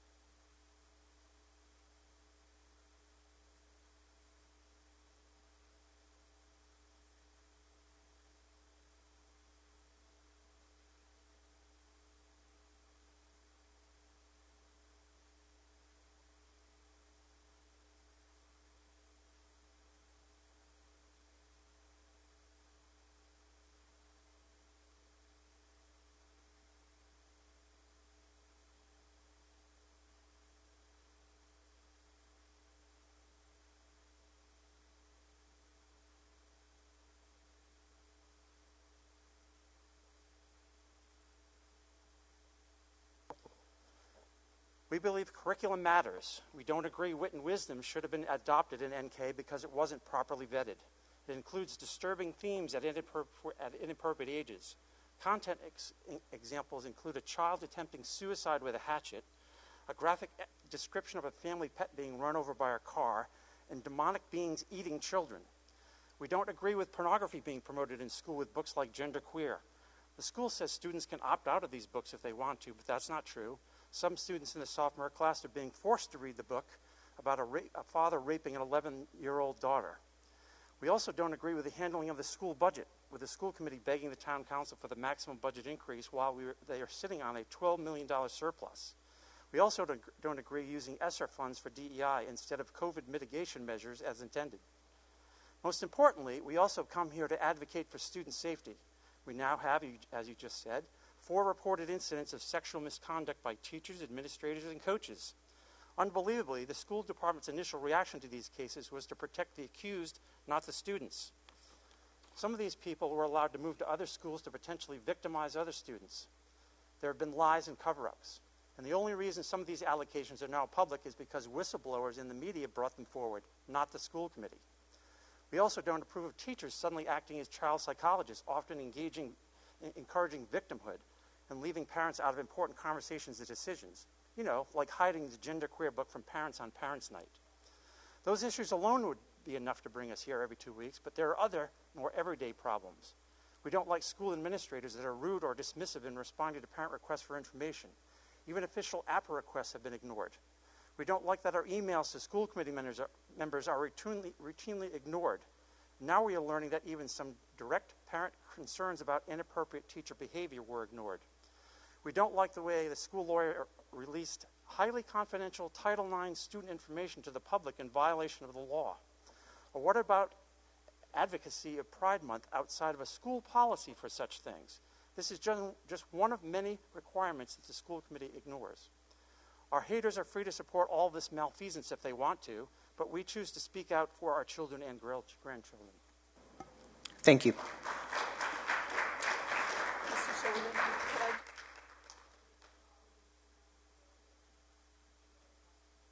I... able to fix that? Perfect. Terrific. It's fixed? Okay, all right, thank you. Next we have Richard Welch.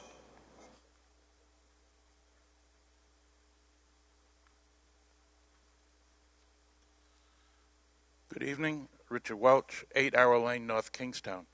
I just come with you tonight to just give you a couple of observations as someone who served on the school committee for 4 years and went through hiring 2 superintendents during that period of time.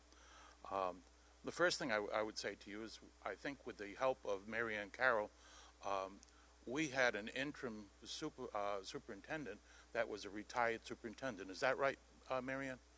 Yeah, which worked out well because we had somebody that was already trained as a superintendent and was very familiar with policies and procedures, et cetera. I would also say that during my time on the school committee, one of our superintendents that we hired, Phil Thornton, had his doctorate in administration.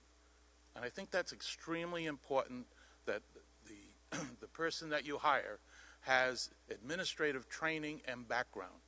Why? Because you're 60% of the town budget. You're $64 million. You're a big corporation. You have a lot of employees, and you have a lot of balls in the air for that superintendent. And not having that administrative background, training, and time on the job is really important. I would tell you that we had a number of people come before us from the headhunter that they hired that we turned down. We didn't, for reasons of whatever they presented to us in their resume, that we neglected all of them first time around. And I would say, don't be in a hurry. This is going to be a tough market out there. I think there are 5 districts, including ours, that are looking for a superintendent. 2 have just found theirs, South Kingstown and East Greenwich. And I looked at the information on the East Greenwich superintendent. I didn't see a lot of administrative experience there, and he comes from a small school, not a district, a school in Vermont or New Hampshire. I said, we deserve better than that. We have 4,000 kids in the district. We need that. I said, and the last thing I would say to you is verify, verify, verify everything. Don't accept anything on paper as being fact. Chase it down. We know that now, right? We got to do that. Protect our kids. Thank you very much. Thank you. Next speaker is Timothy McLeod. Oh, what did I say? Sorry. Tiffany McLeod. My apologies. Not on purpose, you're rude. Tiffany McLeod, 170 Brookhaven Road, North Kingstown. 5 months ago, you sat on the stage and said the following: "We are completely aware that something went wrong. Obviously, something went wrong. We need to find out why and how we can make sure this never happens again." Do you remember that lecture you gave us, Greg? Because I sure do. Come to find out, you are what's wrong. And you resigning is the next step in making sure that this never happens again. You knew about it all and you did nothing. You had an opportunity to help that girl and you did nothing. This is your job. It is your duty to protect her and all of the children in this district. But apparently, a 12-year-old girl being stalked by a grown man is not a pressing matter to you. You should be ashamed of yourself. 3 more people have been placed on leave, and all Jen is concerned about is making sure gay pride flags are flown at all of the schools for the month of June. I'm assuming that means our elementary schools as well, and that's something that I find to be a little inappropriate. I think you guys need to read the room, because now is not the time for that conversation.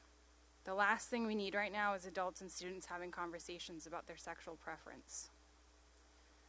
There was a "What You Hear in the Halls" banner in the hallway last week outside of these doors that had a slew of remarks displayed, some of those being, "It wasn't rape if she liked it," and "Age is just a number, honey."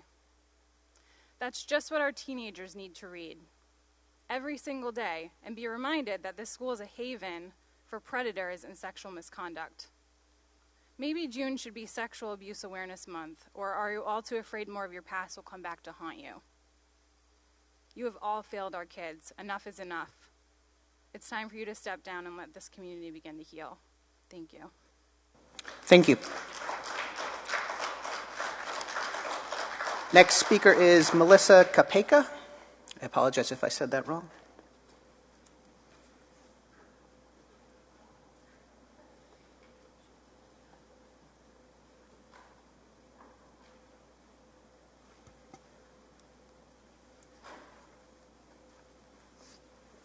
Good evening.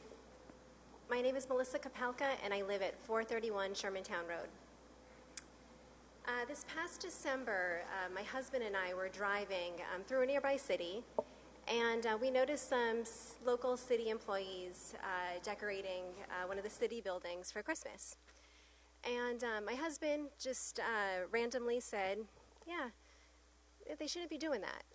And not knowing what he meant, I said, "What do you mean?" And he said, all public city or town buildings should remain neutral. And I'm a Christian. I celebrate Christmas, so I'm not offended by the decorations. But I thought about it for a second, and I thought, yeah, you're right. Town public buildings should remain neutral. In regards to the raising of the gay pride flag next month, I understand and I believe that the intention behind that may be good. However, schools, public buildings, public grounds cannot take a position in any social, political, or religious topics like this. There will be people that may be offended. There may be people for religious purposes or whatever that can't support that flag in its entirety, whatever the reason may be. And at what point do we draw a line as to how we pick and choose who or what we celebrate or support? It's just simply impossible to represent everyone and everyone's beliefs, no matter how good the intentions may be. If I wanted to post a prayer up on a school wall, it would be taken down. If I wanted to post a sign, a pro-choice or pro-life sign on school grounds, it would be taken down. The same must stand for a gay pride flag or any other flag of that matter on school grounds, with the exception of the American flag. Now, personally, I would love to see every human being be treated with the same respect, kindness, and equality as the next person. But schools need to use politically or religiously neutral ideas or ways to promote kindness and inclusivity. Period. Schools must stay neutral. Thank you. Thank you. Next is Susanna Tingley.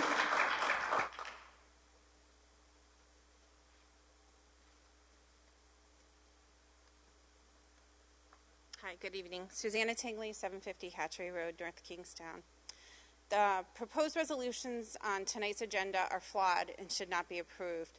The resolution of support for the Asian American and Pacific Islander states, quote, NK is a predominantly white community, so we need to work together and work hard to mitigate hate locally, end quote. Are you saying that because NK is predominantly white, we are hateful? Hate crimes against Asian American Pacific Islanders are perpetrated by a statistically higher rate of African Americans, Hispanics, and Black Hispanics compared to white assailants. The statement is offensive and incorrect. This resolution also contains 4 links to websites, including the Kirwan Institute Bias Training, which begins with the assumption that all people are biased. You should not be endorsing training that has not been evaluated or is relevant to the statement. The resolution also encourages the reporting of microaggressions within the schools. How do you define microaggressions, and how would they be handled? This seems repetitive, as we already have a bullying policy. The next resolution aims to designate June as Pride Month with the flying of the Pride flag on each school's flagpole.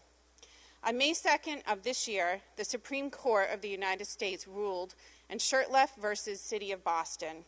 The City of Boston was found to have violated the First Amendment when it denied a group's application to fly a Christian flag in front of City Hall when many other flags had been flown.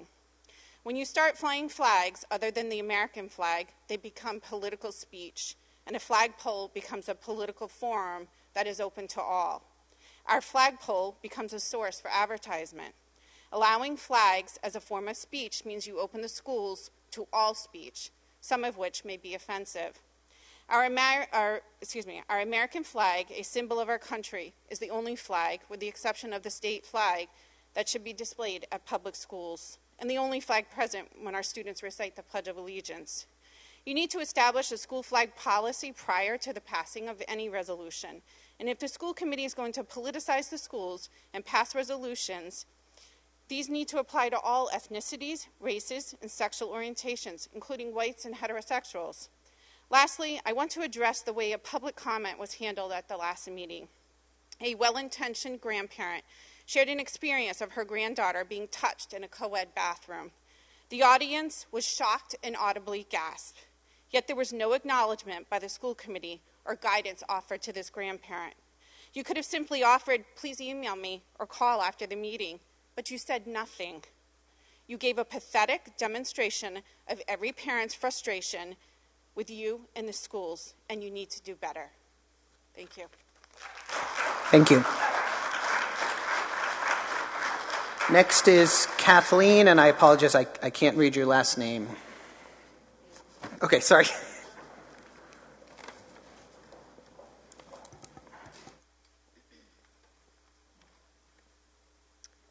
Hi, my name is Kathleen Layton, and I live at 17 Pilgrim Drive in North Kingstown, Rhode Island. I come here tonight to voice my support for 2 agenda items 5 and 6. I fully support the approval of Statement of Support for Asian American and Pacific Islander Heritage Month, and even maybe more importantly, I support the approval of resolution for North Kingstown School Department Month of June Pride Month. Both are incredibly important and representative of North Kingstown School Department's diversity, equity, and inclusion endeavors. And I know after speaking to quite a few students, they feel importantly that it be recognized and that we fly that flag. So I also wanted to thank all the previous presenters for their excellent presentations. I feel great in the future of North Kingstown School Department with Mr. Cobain and Mr. Waterman and Dr. Carson. And let's not have it go unnoticed or unspoken that there are two North Kingstown North Kingstown Police Department officers here, which is also probably pretty representative of the divisiveness that is going on in the community, which is sad but true. Thank you. Thank you. Next is Ramona Bessinger.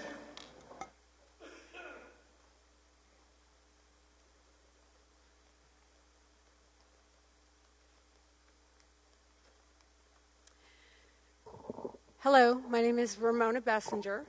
I live at 437 Davitt Avenue in Jamestown. I am completely flabbergasted at the lies that are spoken here tonight. And 3 minutes probably isn't enough time for me to get through everything, but let me start with the SEL presentation. First of all, that presentation is no different from, say, any other district in Rhode Island. We've heard and seen exactly the same garbage. I would like to suggest that you stay out of the lives of children. We are here to educate them, or you, rather, are here to educate children. You are not qualified. None of you are qualified, nor are the teachers or the administrators qualified to provide mental health counseling, suicide counseling, eating disorder counseling, none of the above. You all need to stay away from the children in this respect. If there's anxiety on the rise, which I don't believe there actually is, all of the things that were on that presentation were normal. None of those things are abnormal. Children experience anxiety. We experience depression as adults, as children. We all experience confusion at various times. It does not need to be made into some, cataclysmic issue that needs a team of, psychologists, social workers, and whatever else you're talking about. Our education scores are going down. Kids cannot read or write or think critically. Focus on that. Provide some strategies, some items that we can really sink our teeth into as adults and create an environment that is not terrifying for children. The curriculum, the focus on children's mental health, their sexual orientation, it's got to stop. That is the only common denominator in all of this. The lowering of scores, the increase in anxiety, all of it has to do with this ridiculous social emotional learning curriculum that you are implementing in the schools, along with the fallacy embedded that we are all racist and we all gender confused. We want it out. And we want you to listen to our valid concerns. You talk up here as though you've never heard of complaints or concerns that we have as parents. We are upset. Many of us are, all over the state, all over the country. You are ignoring our concerns. We want you to ask you to please wrap up. I don't care. We want you to educate the children and get away from them. They are not your children. I have to ask you to please wrap up.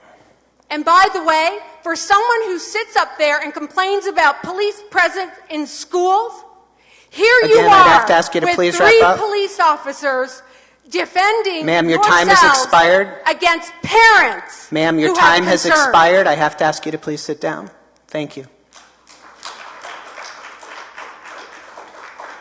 Next is Gabriel Anthony.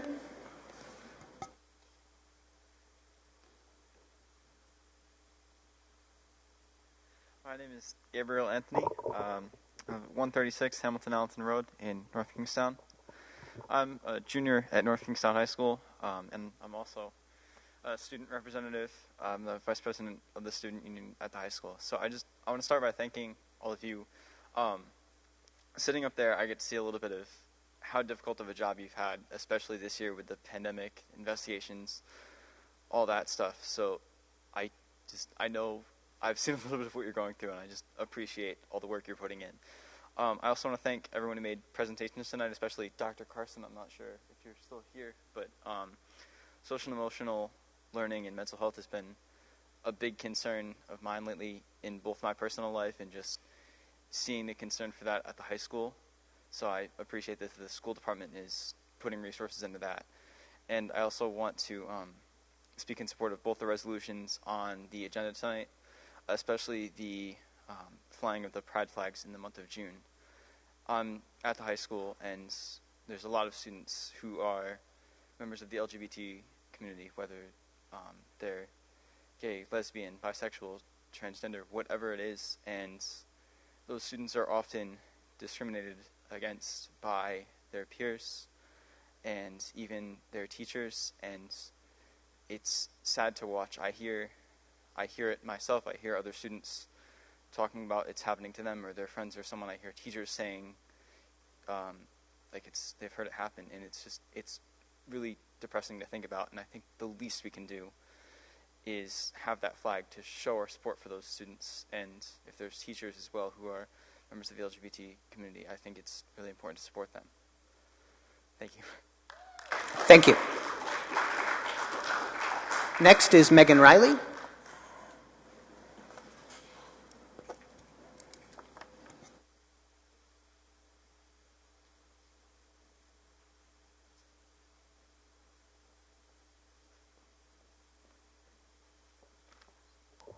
Megan Riley, 15 Eden Court, North Kingstown, Rhode Island.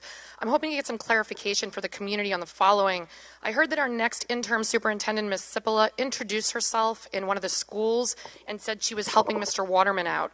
If she's already been working in the school department, why are you only now tonight approving of her hiring as of July 1st? And how long has she been working in the school department? Are we currently paying both Mr. Waterman and Ms. Cipolla? And if we're not paying her, should she be allowed access to our school department and all that is contained within it? Has she signed any type of contract, if necessary, to be privy to our central administration building and, again, all that is contained within it? Why are we paying Ms. King and Mr. Waterman a salary and then an extra $600 a day for extra duties if they're getting extra help already? If Ms. Cipolla is already working here in some capacity, why doesn't she just take over as interim superintendent now? Why are we waiting until Mary King leaves before she's officially hired? I could be wrong. I just would like some answers, and I'm sure the community would too. Yesterday, you posted a special meeting for this Thursday.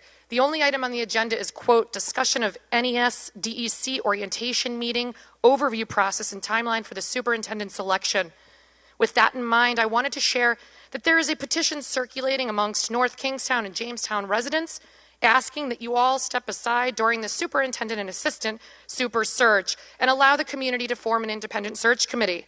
This committee should consist of a diverse group of community members who have an interest in the search's outcome.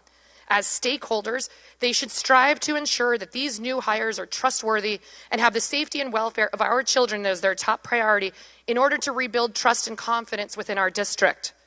It's fully understood that the final appointment by law must come from the school committee members.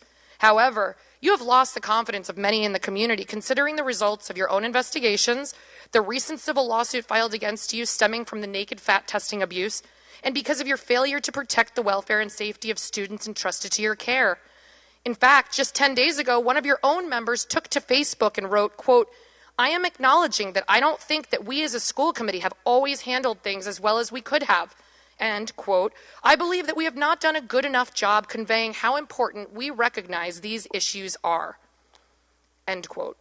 The time to choose the next leaders of our district for potentially many years to come is upon us. We cannot risk having a new super or assistant super hired from the same old guard. There are many in the community who would rather you all recuse yourselves from this process while you figure out your in-house disagreements and whether or not you want to remain a part of the problem or be part of the solution. To date, there are well over 120 signatures and counting. And finally, listening to the policies and procedures of the athletic department and in general of the school committee, I want to say that you could literally write a tome of policies and procedures, but if there is no oversight or implementation, Absolutely none of it matters. Thank you. Thank you. Next is Pamela Pinero.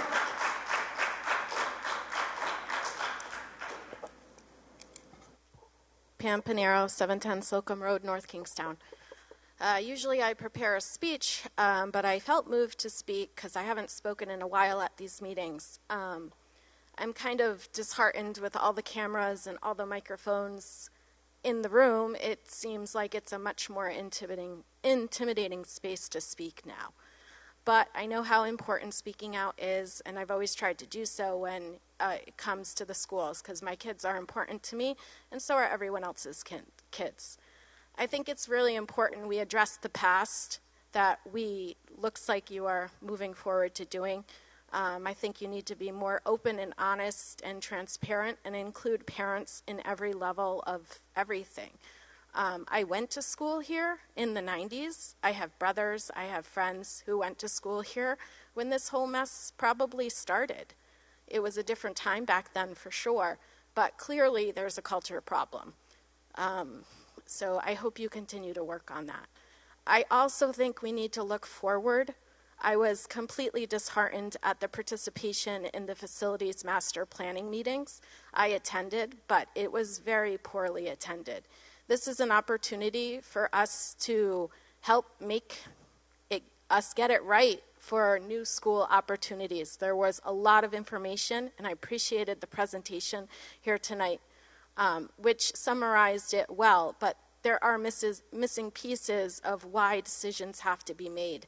I think the more informed the public is, the more likely we could actually pass a bond that people will approve. It is important to invest in our future.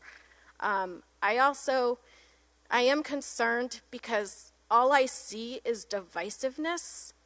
I'm just an independent person. I talk to people. I talk to parents at the baseball games, at the PTO meetings. You know, everyday parents that I talk to, we do want to have access to our schools. We want to feel welcome in our schools. We want Hamilton Elementary School to have a new principal. We want the kids to be learning. We want, there to be academic rigor. I do think there needs to be a huge focus on that. Our scores, although maybe good in the state, we're embarrassing. We should not be accepting 60%. That's not a good score. I don't understand why we have to kind of just keep needling everything. I think we need to look at compromise. I listen to both sides. Both sides have points. We need to find a way to come to the middle and to respect everyone's views. There are diverse views. I do feel schools need to stay neutral and be more independent and inclusive of everyone. Thank you. Thank you. Next is, I'm sorry, I can't read the first name, Kuzminski.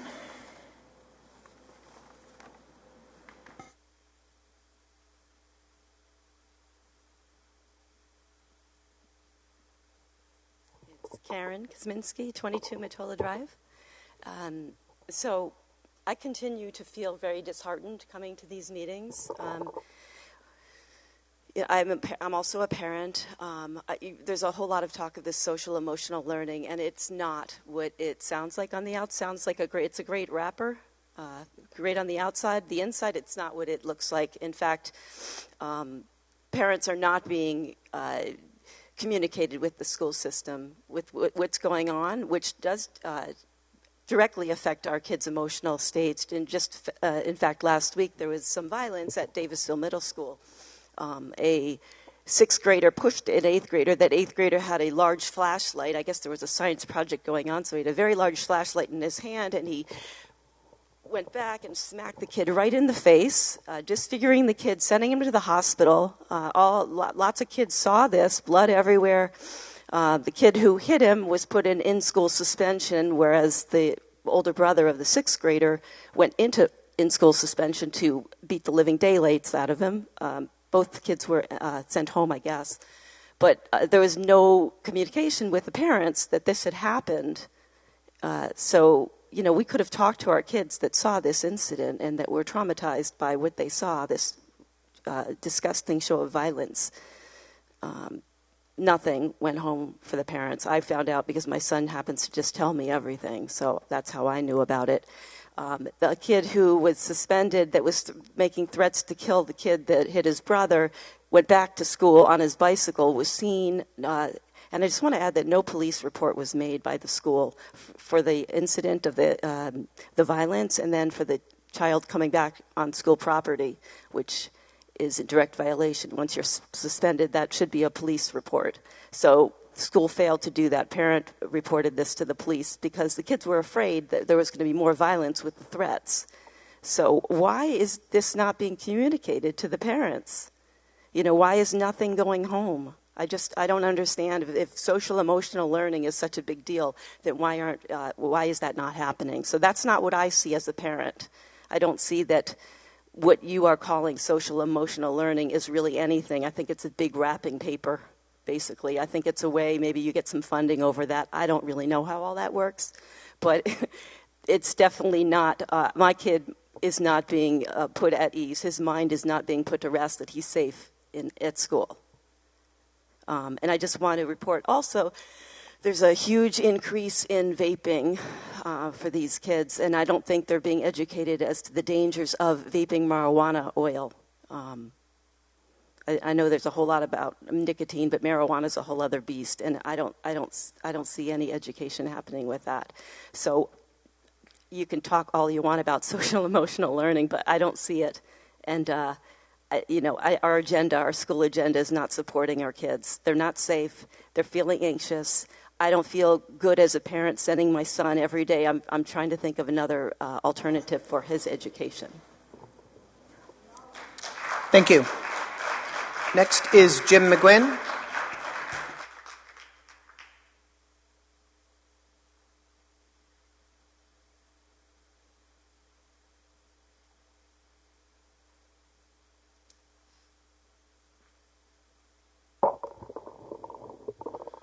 Jim McGuinn, 412 Chimney Rock Drive, North Kingstown. I first wanted to make a quick comment on the SEL presentation, the athletic presentation.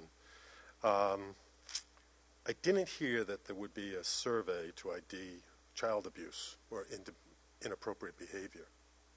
I think there's an awful lot of people talking about it and kids talking about it, but nobody's trying to find out exactly, get to the bottom of it until it gets in a court or a filing with the U.S. Attorney General's Civil Rights Division. And the other thing is, how do you stop passing the trash? You had a coach, the teacher, that was relieved in North Kingston, went to East Greenwich, had more problems in East Greenwich, and then went to another district, reportedly. You had Mr. Thomas, who left and was allowed to go to an elementary school. I don't hear how you're going to deal with that. That's a problem. That doesn't show up on a BCI. I haven't heard. And as far as the two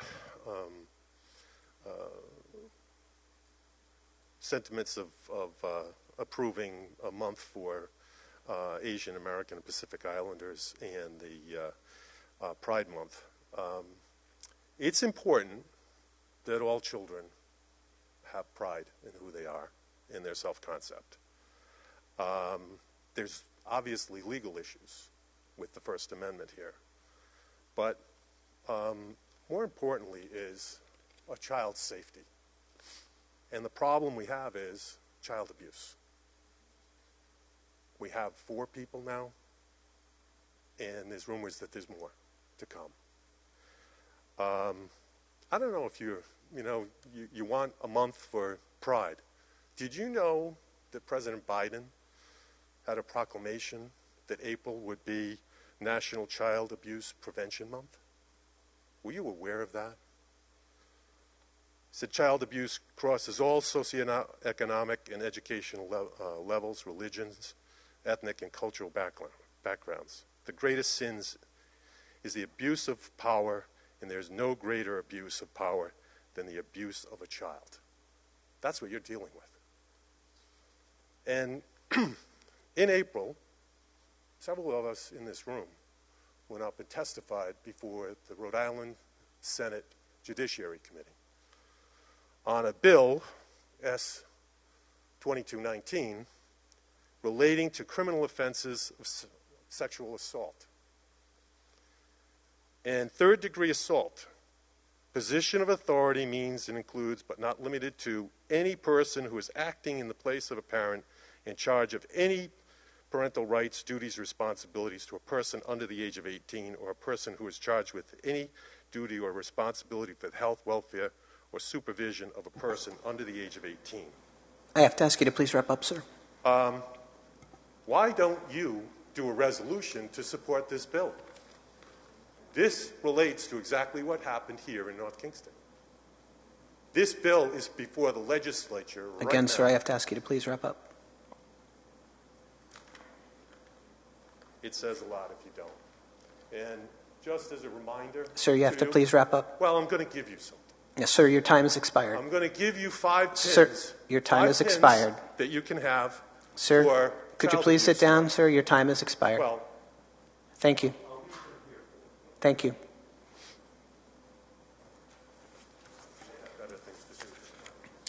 So, moving on with our agenda. We have routine items. I'd ask for a motion to seal the executive session minutes of this evening, May 10th, 2022. I have a motion from Ms. Lima, second from Ms. Hildebrand. All those in favor? Aye. Passes unanimously. And I can disclose that no votes were taken in this evening's executive session. Do any members have any items they'd like to exempt from the consent agenda? I'm going to exempt item E1. Any others? If not, I'd ask for a... Wait, did I just... Did you say B1 or D1? E1. Yep, sorry. E1. E as in Edward.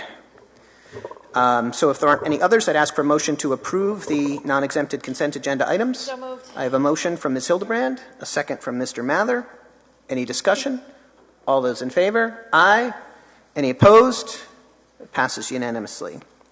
E1, Mr. Waterman, I just wanted you to speak briefly on that item. And you need to make a recommendation as well. Yes, my recommendation tonight is that we appoint an interim assistant superintendent to start in that capacity on July 1st, 2022. Kathy Sapala is a retired superintendent out of the Narragansett School Department, and she is my recommendation to begin as interim assistant superintendent on July 1st. Thank you very much. It's my understanding she's been acting in a substitute capacity up until now, but with the beginning of a new fiscal year, that creates a vacancy that we're then filling, correct? That is correct. She's been working with me on various matters, helping out. Okay, thank you very much. So I'd ask for a motion to approve item E1. I have a motion from Ms. Lima, second from Mr. Mather. Any discussion? All those in favor? Aye. Any opposed? Passes unanimously. Next we have the school committee approval of Forest Park playground updates. If I could get a motion to approve. I have a motion from Ms. Lima, a second from Mr. Mather. Can you speak just briefly on them? I mean, I've seen it in the packet and I know what it is, but... Right. So we really want to have a big shout out to the Forest Park PTO. They have raised a significant amount of funds, as some of our other PTOs have done in past years, for some pretty significant upgrades to the Forest Park playground. This is a typical build that's going to be built and donated by the Forest Park PTO, and at which point the build is completed and the playground is done, the trust comes in and reviews the work, makes sure everything is insurable, and then the responsibility is passed to the school department after that. So we really want to thank the Forest Park PTO for all of their hard work. It takes a long time to raise funds like this. As you can see in the packet, there are several really, really nice pieces of equipment. It's astounding to me how much playground equipment costs. I just can't believe how much some of this equipment costs. So thank you very much, Forest Park PTO parents and staff, for your hard work in raising those funds. Thank you. Any other discussion? I just have a quick comment. Sure. As a parent of children who went to Forest Park, I'm very excited about this. I'm sure Mr. Blasbalg feels the same. The playground is something that has always, I think, needed some improvements. And I wish my kids still went there, but they're too old now. But I am very pleased and fully in support of this. We added a few pieces a lot of years ago. I know that we had some weather damage as well to some of those pieces that got repaired, I think, a few years ago as well. But this is a very big expansion of that playground for sure. Thank you. Greg, can I say something? Yep, Mr. Mather. I'd like to echo pretty much everything that Lisa and you just said, Greg. And as just echo how difficult it must have been in the last couple of years to fundraise for a playground like that. I know as the former president of the PTO at Hamilton how difficult it was in a normal year to fundraise for a major playground addition, and I think I just would like to show voice my support to the PTO for that. Thank you. And we have a motion and a second, so if there's no further discussion, all those in favor? Aye. Any opposed? It passes unanimously. Next, we have two resolutions. Ms. Lima, you proposed both of them, so I'll start with the first one and ask you to talk about those. We have the school committee approval of a statement of support for Asian American and Pacific Islander Heritage Month, so I'd ask for a motion to approve that item. So moved. A motion from Ms. Lima. Do I have a second? Second from Mr. Mather. So, Ms. Lima. Sure, thank you. This was actually originally brought forward to me in October of 2021 by a student here at North Kingstown High School. We had it on the agenda for the DEI subcommittee several times, but had to table it due to lack of time. A similar sentiment was actually also brought forward by one of the members of the DEI subcommittee. With it being May and AAPI Heritage Month, I decided to introduce this myself directly to the school committee. A few changes were made to the original proposal as it's being put forth as a statement of support. I just want to note that just because our town's AAPI residents are a small percentage of our population, or that there are no documented incidents of violence against them here, doesn't mean that the members of our community who do identify as such are not affected by what they see happening in the larger world. So with that, nothing else. I'll take any questions if anybody has them. Any other discussion? So we'll share. I don't know how to handle this, so you'll have to help us think through it. But one of the, I do have some concerns, not necessarily with the statement of support itself, but with number 2, with us naming a website and an agency or an organization that we haven't really, as a committee, discussed or vetted. It just makes me feel like that particular piece, or number 2, maybe should be changed and modified. So I think maybe... So the way to do that would be to make a motion to amend the resolution to remove the item that you're talking about, and then we'd vote on the amendment. Yeah, so I would like to make a motion to remove the last line in number 2. I'm okay with leaving the rest, but removing the reference to the institute. So I'm going to rephrase that a little. Okay, just go ahead. So what you want to do is make a motion to amend the motion to approve it without that section. But I want to be clear that we know what you're talking, exactly what you mean. So it's the very last line in number 2. Okay, so you would be making a motion to amend the motion to approve the resolution to approve it with the deletion of the final sentence in number 2. Paragraph numbered 2. Number 2. So that's your motion. That's I'm my putting motion. words in your mouth. But Yes, okay, no, that's so fine. that's a motion. I need a second. I have a second from Mr. Mather. Any discussion on the motion to amend? No, I don't have an issue with that. Like I said, I put this forward as presented to me by the student, but I feel it's more important to pass the intent as a whole as it is to quibble over. So as a Robert's Rules refresher, we're now going to vote on the motion to amend. This is not actually approving the resolution, just the change. So all those in favor of the motion to amend, aye. Any opposed? The motion to amend passes unanimously. Having done that, we now vote on the motion as amended. And is there any further discussion? I'm just going to add, and this is going to apply to both resolutions, I have absolutely no problem with supporting Asian American Pacific Islanders. I have absolutely no problem with Pride Month. I just don't know where this stops because, we are a school committee, we have an educational responsibility, we have policies. I just don't know that the best use of our time is picking and choosing, which months, which organizations, which groups, which ethnic groups, really any of these types of things. I think we should be limiting our resolutions, which we do, to matters of policy, supporting legislation, opposing legislation, making suggestions to governing bodies, the interscholastic league we've done as we have done in the past.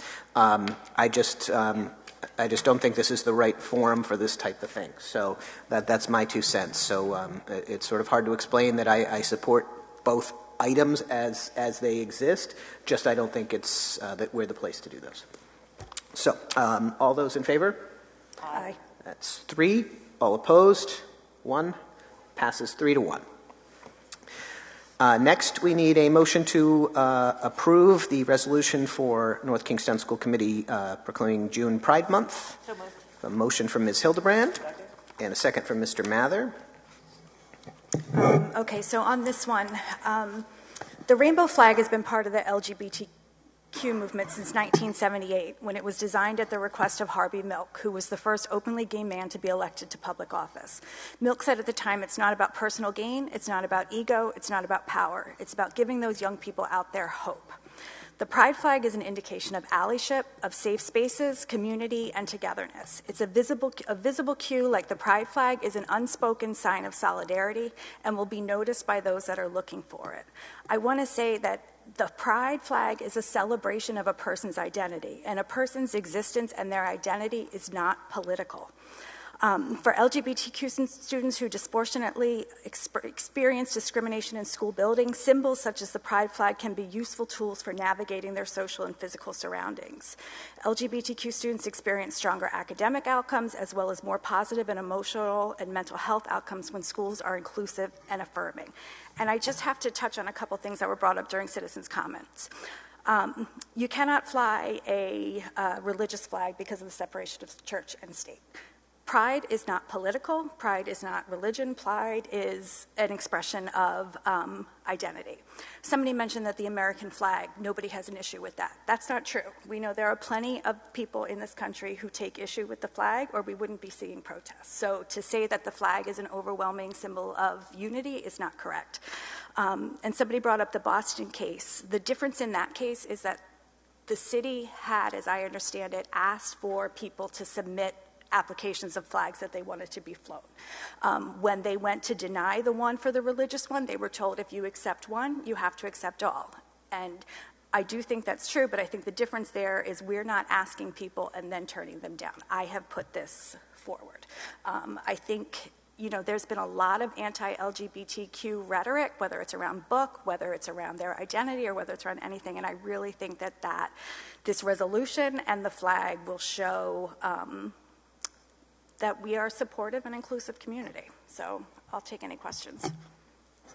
No questions. I do have serious concerns about the First Amendment issues in that Boston case. And while I don't know exactly which way a court would come down, because I do agree with what you said, that there are differences between asking, having an open forum situation where we say, hey, anybody can fly a flag, just fill out this application, and then denying them based on what they are. That clearly is within the scope of that Supreme Court decision.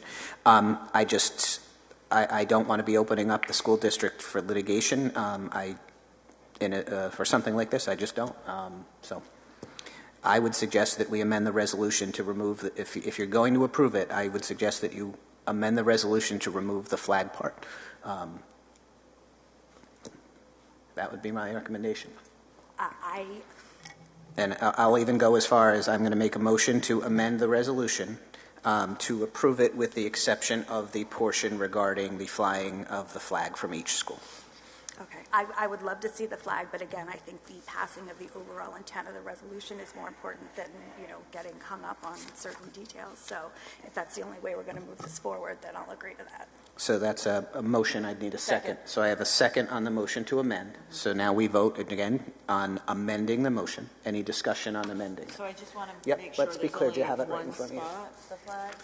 I think it's I just right believe here. so. So we just end the sentence there. Yep. So to be really specific, my motion would be that we amend the resolution whereby the third paragraph from the end, going backwards, that begins, "Now therefore be it resolved that we, the North Kingstown School Committee, officially designate and joyously celebrate the month of June annually as North Kingstown Pride Month," we would end the sentence there.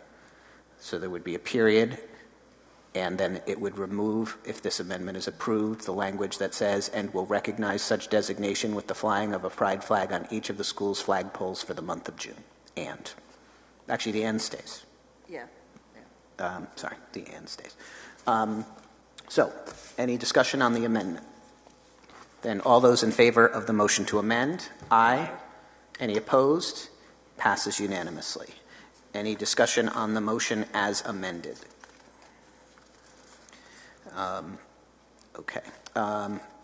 So what I'm going to say on this one, and I've been thinking this through, I see a difference here, and I'm going to explain what I see the difference is. I really don't think that we should be in the business of proclaiming months. I'm not a fan of it. The difference with this one, however, is this is a class that is protected by law in the state of Rhode Island. There are very specific laws that deal with discrimination against homosexuals, and it's a matter of state law. And to me, that is different. It is not a religion. It is not an ethnic group. It is what people are. So you'll have my support on this one for that reason. So all those in favor? Aye. Any opposed? Passes unanimously. Next, we have unfinished business. We've already discussed status of investigations and investigative reports. I don't believe, Mrs. Carroll, we have anything, Attorney Carroll, nothing else other than what we've discussed. Mrs. King, 2021-22 school budget, 2022-23 school budget, CIP existing bond, future bond.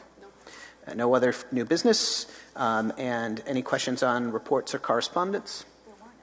I don't think there were. Just checking it's on there. So I'm like, I was thinking the same thing. I'm like, okay.